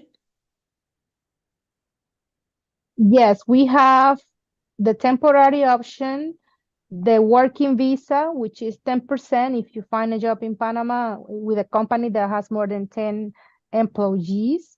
And if it's less than 10 Panamanians, it's called Marrakesh residency with its own job permit. That's for work.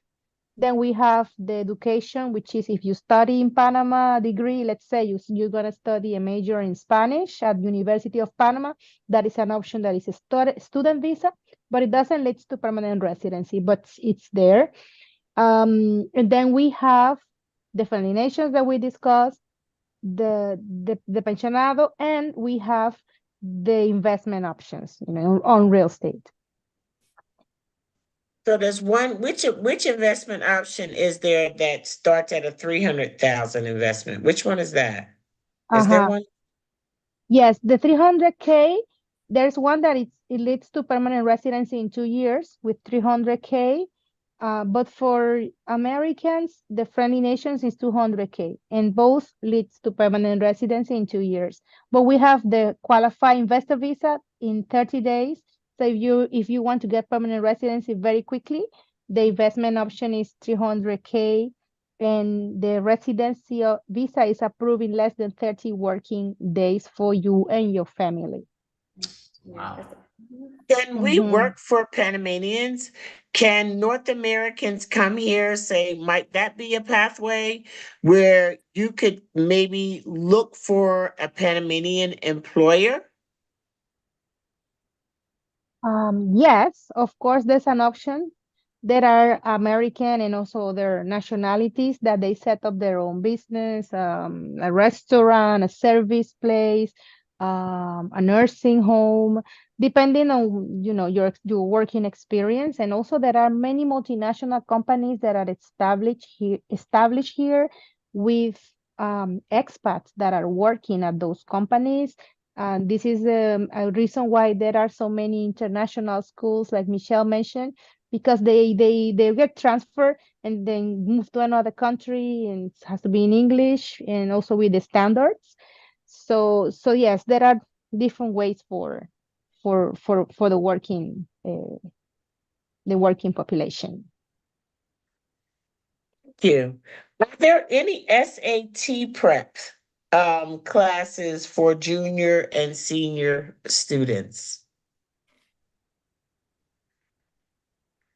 Well, Because if I understand correctly, if you go to an international school, that means one of the benefits of going to an international school is that those credits can transfer and be good in Panama, just like it can in the US. Is that correct?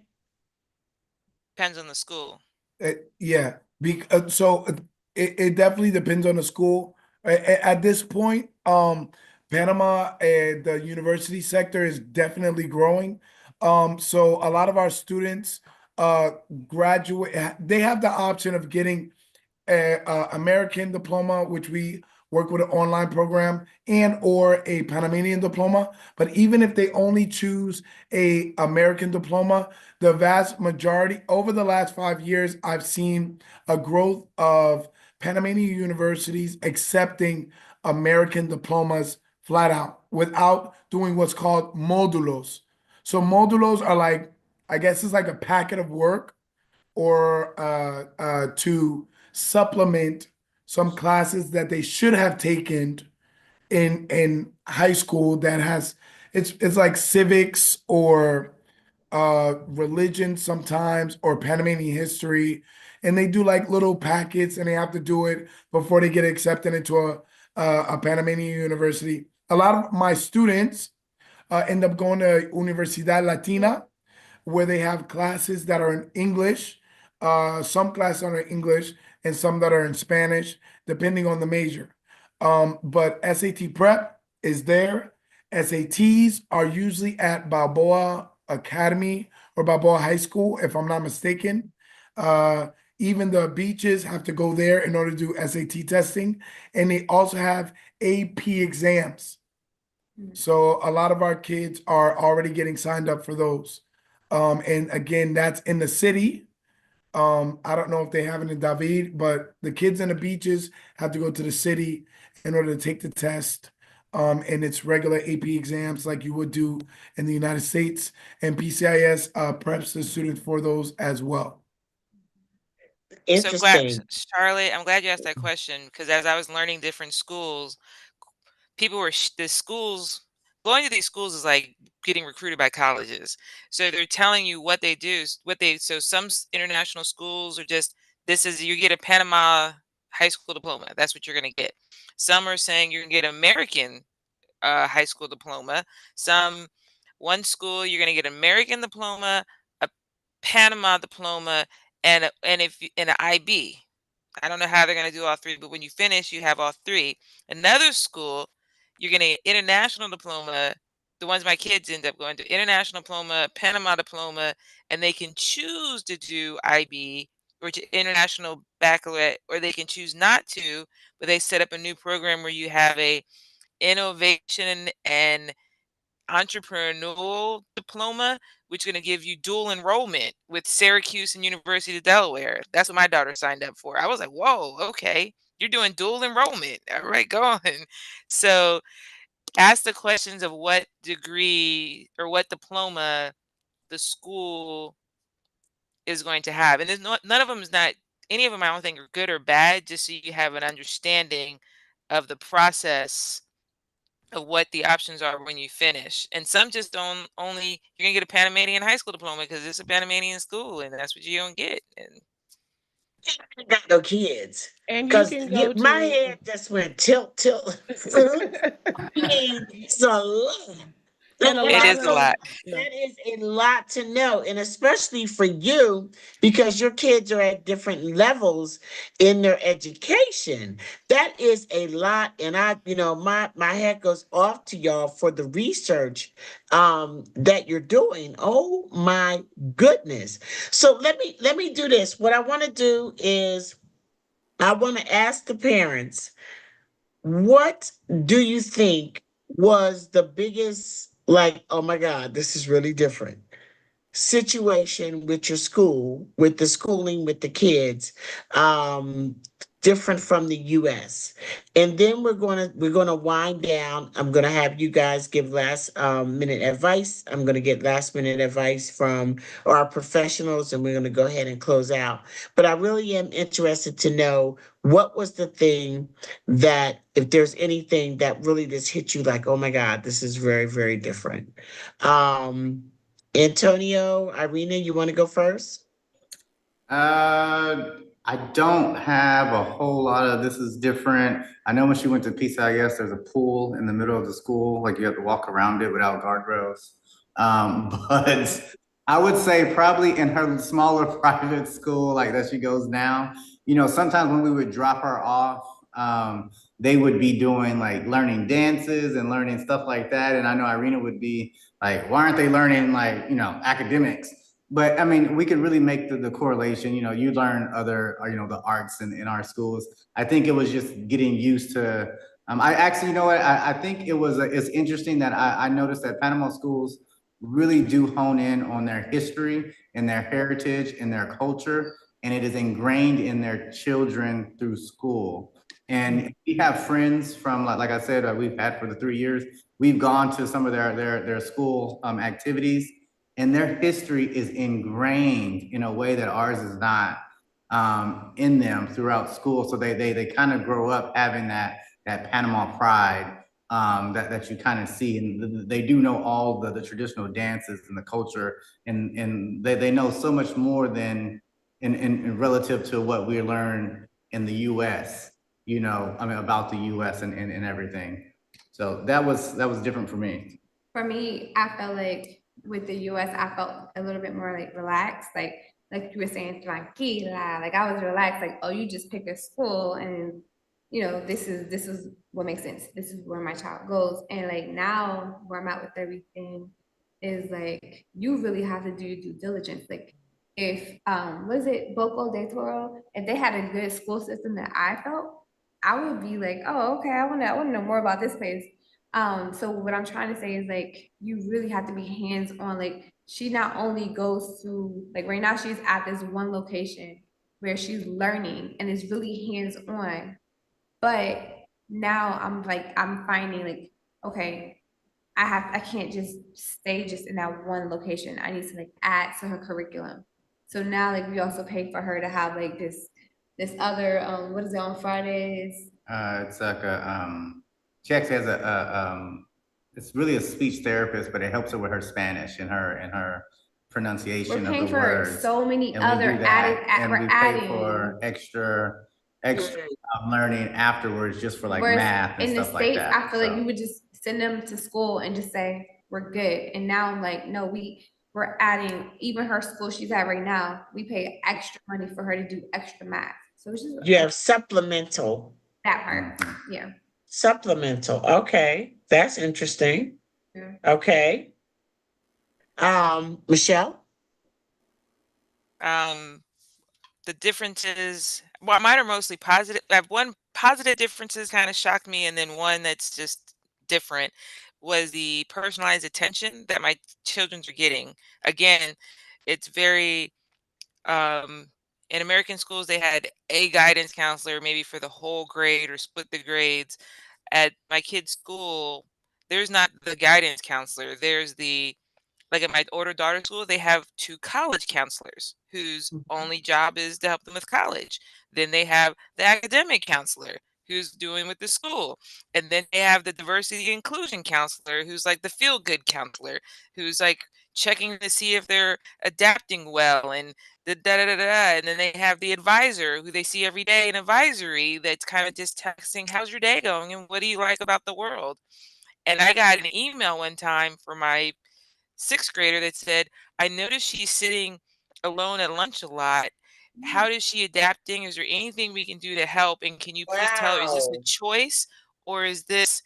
And I was like, oh no, my sixth grader, she don't like people. She's happy that she don't have to sit with her whole class. So no, this is not an adaptation issue. This is a personality, and she's excited that she doesn't have to sit with people at lunch like she used to. But Like, for me to even get that email, I was like, oh, they're paying attention to my kid. Like, wow. Wow. And then I got a nasty gram the other day because the college counselor, I guess I missed a meeting.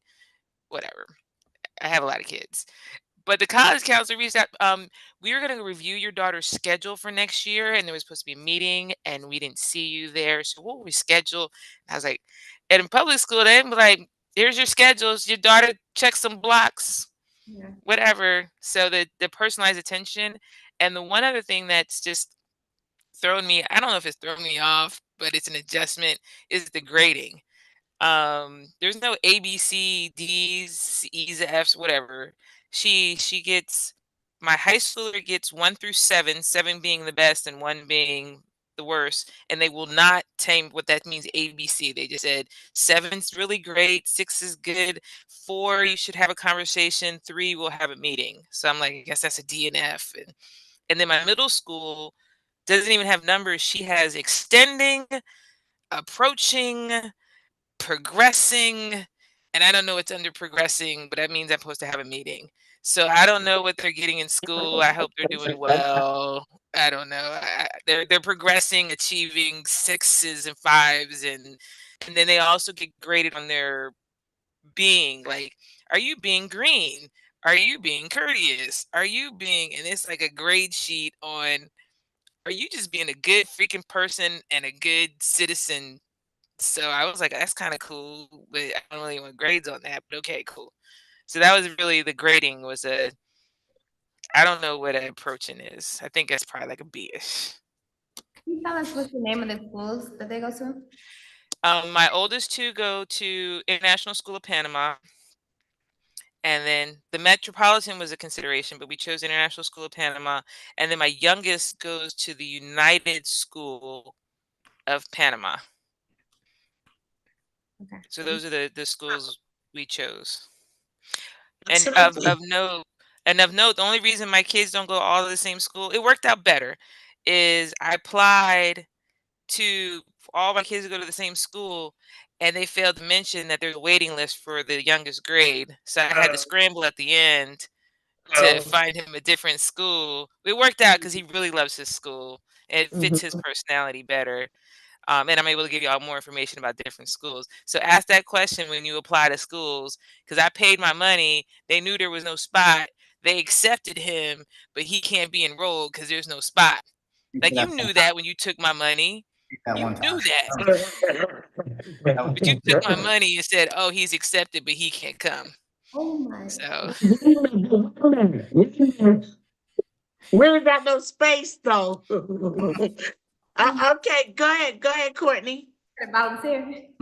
I would say that similar to kind of what Michelle is saying, there's a lot of attention, but my experience, Carter goes to Lincoln Academy in El Cangrejo. He like there's a lot of attention and there's a lot of expectation on the parents, but those are separate experiences. So once he hits the door, they want me to be on top of him and on the shit. But I'm like, hey, did he do the work? They're like, you got to ask him. You got to get it from him. You got to tell him. But when he's there, they are on him and making sure he's doing the things. And they're also kind of also like Michelle said, like it matters about his connections and his social. Like they had a showcase at Atlapa yesterday, which is the big convention center in the city, and they were like, Carter, you gonna do the showcase? Like they were just like, he was like, I'm in it now. And they were kind of like, yeah, because he has to start exploring, the culture pieces. Like the principal said yesterday, next year you need to do typical. Like you need to be one of the dudes with the hat kicking your feet real quick, start working on your holla. And I was like, well, I mean, I guess you've been given your marching orders.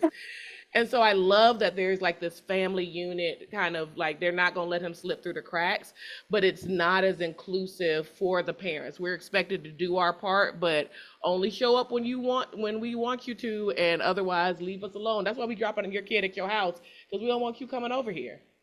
And so there is that little bit of distance that, I'm not used to, but he seems really cared for there, which makes it comfortable. And yeah, and the grading too. His is 1 through 5. And literally it's a different color based on what he got. So that's how I know it's bad. I'm like, that was yellow, son. Why is your grade yellow? That's how we know, because it's yellow. It's not green. And it's 2 types of green. Deep green means you winning. Lime green means you Almost. might be almost yellow. So yeah.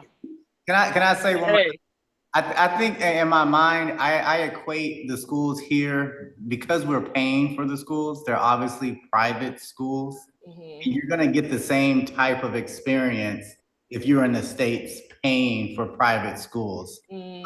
So if you're matching schools, I think that's kind of what you should kind of imagine. If you were paying for private schools in the US, you're going to get a lot of that attention. You're going to have all these options of different languages. You're going to have more of this other kind of thing. I think now that we're in this country, it's a necessity, but we're also able to afford really easily or whatever to relatively to pay for those type of private schools and be able to focus on what our kids need as opposed to, hey, this is public school, this is what they're providing in my neighborhood, here you go, that's what it is, you'll be all right. Okay. I love it. I love it. And I love too that the parents are more relaxed. It's like the fact that you all are, probably more relaxed, and kind of feel more peaceful is definitely a plus for your kids. And even with all the things that you have to do and all the things that you have to know, because I noticed that even the Black expats with kids, in Panama, y'all just not very active on that page. And I was just like, I don't know, I ain't got no babies, so they're busy, I guess. I don't know. They got too much to do. I have no idea. Y'all got a lot to do. I understand.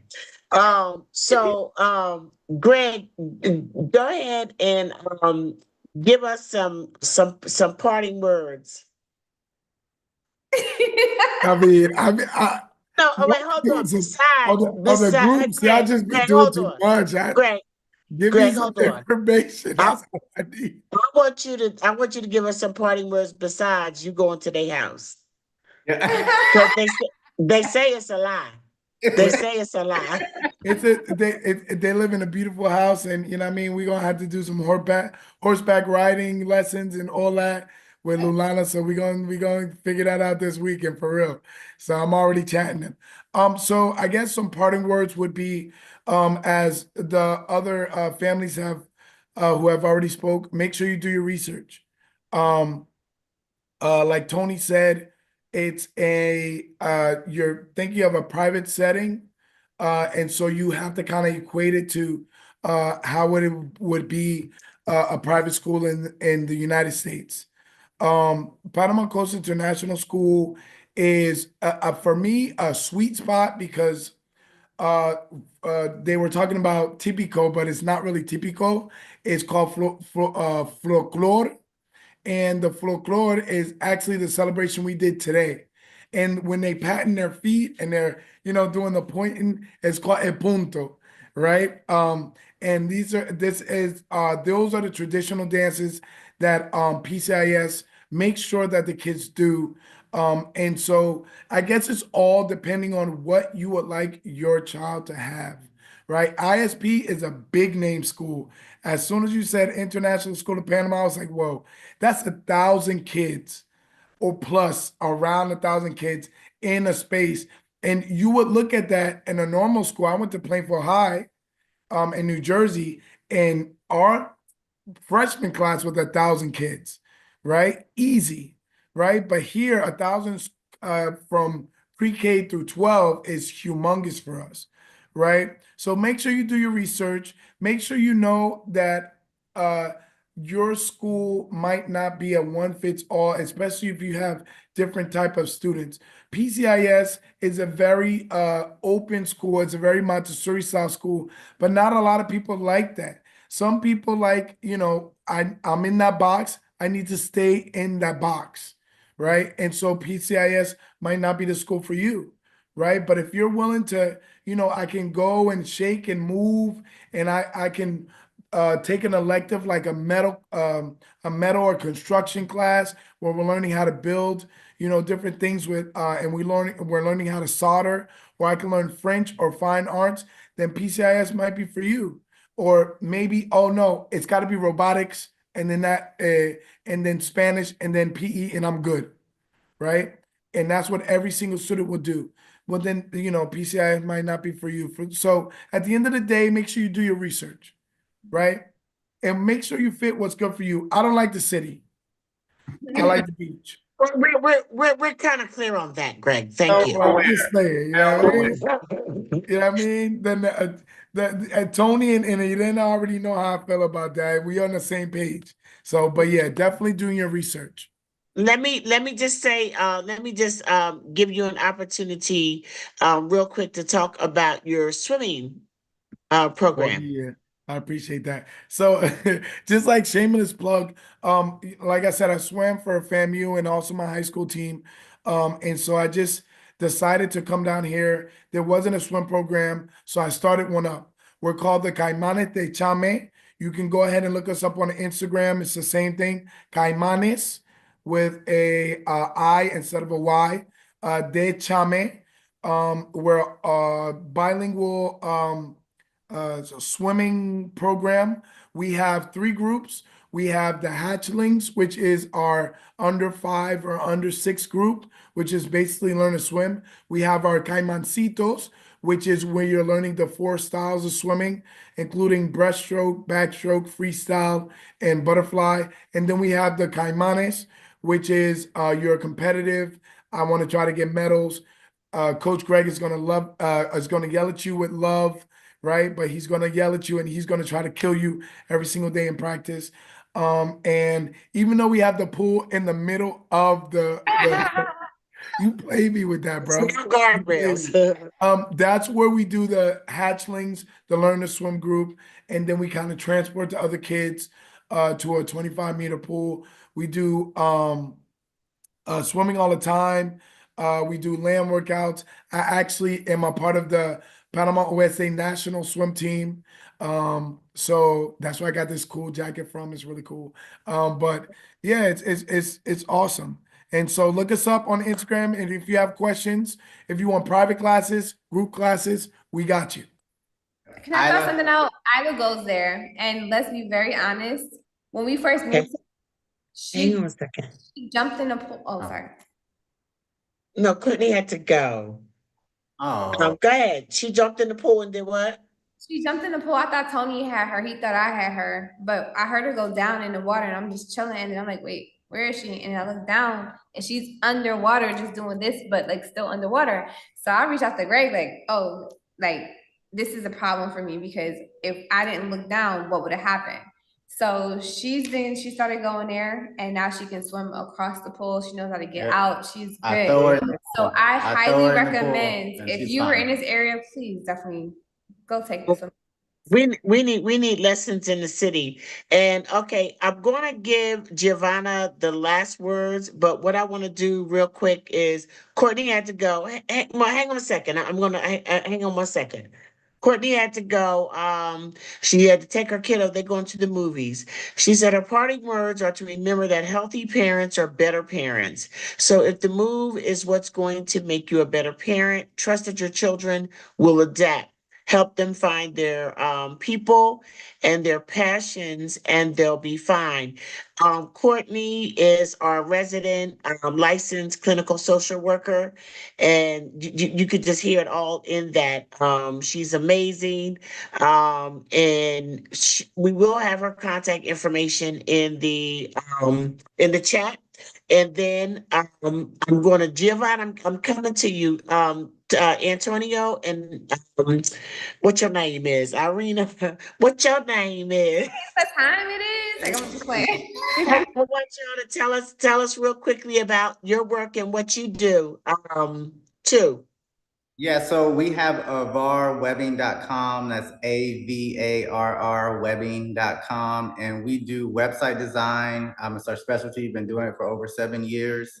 And we also do SEO. We guarantee you first page of Google, and we provide lots of lead generation. So if you need help with any of that, then we are happy to help you. And I do know that Irina does get messages because every now and then she'll do a video and post it to YouTube, and people ask, how do you make money there, and how do you do that? If you reach out to us, I think Charlotte, I know you had your business thing. Unfortunately, I had to go to the States during that time. I'm so mad. But I understood that. I had to go to the States. It's personal. It's yeah, very serious. my Yeah. grandma had passed away, and I ended up having to Yeah. go. But I know that you're doing work with business, so I'm not here to overstep. But if someone has some questions or whatever, they can definitely ask. We do group things, so you know, there's enough for everybody. There's enough for everybody because we have a lot to learn when it comes to doing business here. That's a whole nother vid show. Okay, go ahead, Michelle. Thank you, Navarros. Go ahead, Again, everybody Michelle. do the research, but for the ones bringing kids who are going to go to school, who are actually going to go to an international or Panamanian school, there's a thing where you heard us mention Meduca, the Ministry of Education. So while you're still in America, you're going to need several documents that need to be done in America. And a lot of parents get here and don't realize it, and now trying to fly back, FedEx, DHL is costing them hundreds of dollars for something that would have cost them $30 in America. So get your kids transcripts and all the report cards. For high schoolers, report cards are different than a transcript, which shows your credits. And for the younger kids, get the report cards. And then you have to get them authenticated or apostille. So learn that apostille is cheaper than authentication. Apostille is at your Secretary of State. Authentication is at a Panama consulate. One's 30, one's usually less than 10. But you can research all those words I said, apostille, authentication, report cards, but do that ahead of time. And the other thing, do ahead of time is whichever school you pick, if it's not homeschooling, ask how those things are going to be paid. Because people are also, can it be bank transfer? Can it be credit card? Can it be Yappy, which is Panama's version of Zelle or Cash App?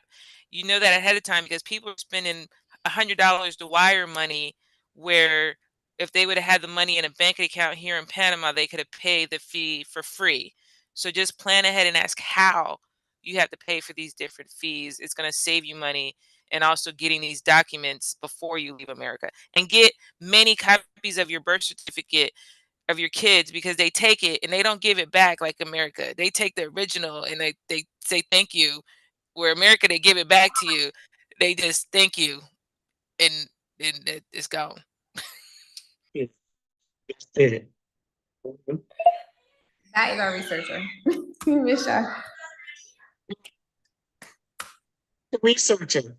That's good. I see that.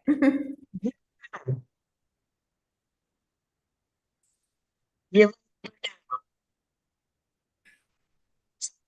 you can take us home, and hopefully maybe you can go back through. There's a ton of questions for you in the chat. So maybe after they're, always get confused with the lives. Sometimes I can't find the comments. And then when I do, I don't have no way of replying to them. So I don't know whether it's just me or what. But um people were asking also how to get in touch with you. What is the way to start Pensionado? I put a link in the comments where you can schedule a complimentary consultation with Giovanna. One person was saying, "Well, I'm confused now because he's a software engineer or something, and it seemed like he couldn't do it, and now you're saying that he can get a professional visa." I mean, but I think that those are two separate things. That's how you would have permission to do it. Is that correct? What advice would you like to give us as we are leaving? Okay, yes, thank you, Charlotte. I think that for that last question, yes, the profession is important because the immigration office will check the degree. So when I check, there is a list. If you search on Google, you'll see the list of restricted profession. There are around 20 to 30 professions, and there is like a law for specifics. So computer science is not in the list exactly as it is. Software development is not in the list either, but there is like technical, computer. So it's better to ask an attorney to search carefully if there is a specific law and exactly what you're going to do, because maybe you have a major and what the title, what your degree says on your diploma. That's also very important, on your undergraduate degree. And then to finish, in general, we do offer free consultation. And in my experience, the best is to have that, because then we can give you like a customized customized consultation and give you a specific route for your case. We give you options. There are many options for living in Panama. You don't have to worry about that. And also do your research on the schools. I have a 5-year-old daughter, and I, as a Panamanian, had to do also a research for at least 6 months because there are a lot of schools. There is a website that has schools that help me a lot. I can refer you that website if you need. And I learned a lot because even for me, I study at a bilingual religious school, Catholic school in Chitre, my hometown, which was my parents paid $70 a month. It is a really good school, but I only learned English as a subject. Everything was in Spanish, but a really good school, I have to say. And I think now it's 150 a month. The Oxford school is also there, and the parents pay 300 a month. And for me, I had to research bilingual religious because there is like a traditional type of school, and also like international schools are more open, more flexible, more inclusive, I have to say. The other private maybe will, I say, 1 or 2 children with disabilities or special needs, and there is not a good fit. There is a good fit, I'd say. There is not a good school. You have to see which one is the right for you, the one that is close to you, where you want to live. You want to be in Coronado, Panama, Chitre, Boquete, and then you find the one that is good for you and for your children, so they'll be happy and they will adapt. If it doesn't happen, if it doesn't work, you can always change. That's not a problem. Right. Excellent. Excellent. Well, thank you so much. Thank you, everybody, for sharing with us tonight. What I'm going to do is I'm going to save this chat. Karen has been sending me messages that people have been posting. So it'll be one quick way for you all to see if there's things that you want to answer or go in and add comments to let people know. Thank you, everybody who tuned in tonight. Thank you for your interest. We will be doing another panel type video, and we're gonna do with people who moved to Panama alone that are not seniors. Just not the ones that came with families, not the ones that came, as seniors, but that we're just trying to kind of give you perspectives from different people in different positions who have made this move. I know Tony is going to be very proud when I say this. Don't forget, like, subscribe, and share. Ah, there you go. That's what I'm talking about. Oh my God. Going to be in Miami on January 17th for a meetup. Nice. Stay tuned. Watch this space for the location. It's going to be at 6 p.m. I know that. And I am looking for a nice Black-owned restaurant to have a BEIP meetup. My first one in Miami. You mentioned the Oxford School. I live in Brisas de Golf Norte. And there are a lot of schools here in this area, and the Oxford School is one of them. And I think the international school isn't the international school in Brisas as well. So Breezes, you have the Metropolitan International School of Panama, you have the International School of Panama, you have the Oxford School, Breezes, and the city edition for Greg because he loves the city. The city one, which is in Edison Park. Those are then you have AIP, Panama. You have in Breezes, you probably have like 15 schools. Don't go there when it's time for people to get out of school because you ain't getting to Avenue about Dominique, whatever they call it, Domingo, because there's like 20 schools getting out between 3 and 4:30, getting out of Breezes. You know that there are quite a few schools here and very popular. So consider Brisas de Golf. Particularly, I live in the Norte, where there's a lot of development. It's an amazing area, and that's all. That's all I have. I thank everybody for tuning in tonight. I thank everybody for being here. I thank our moderator, Miss Karen. Thank you, my love, for your help. That's my best friend forever and You're ever. welcome. 45 years and still going strong, baby. Still going strong. Yes, honey. So Long time listen, for Jersey, girl. That's right. That's right. Listen, They all happy doing it. holidays to everybody. Enjoy your family. Be safe out there in them streets. And holler at your girl for more information on the Black Expats in Panama Cultural Relocation Tours and what it's like to retire in Panama. Consider getting a consultation and plan your work and work your plan. Do not move in fear. Just move in. What did I say? Don't be fearful, be mindful. I love you. I love you. I love you. And there's just nothing you can do about it. So good night, everybody. And thanks, everybody, for coming.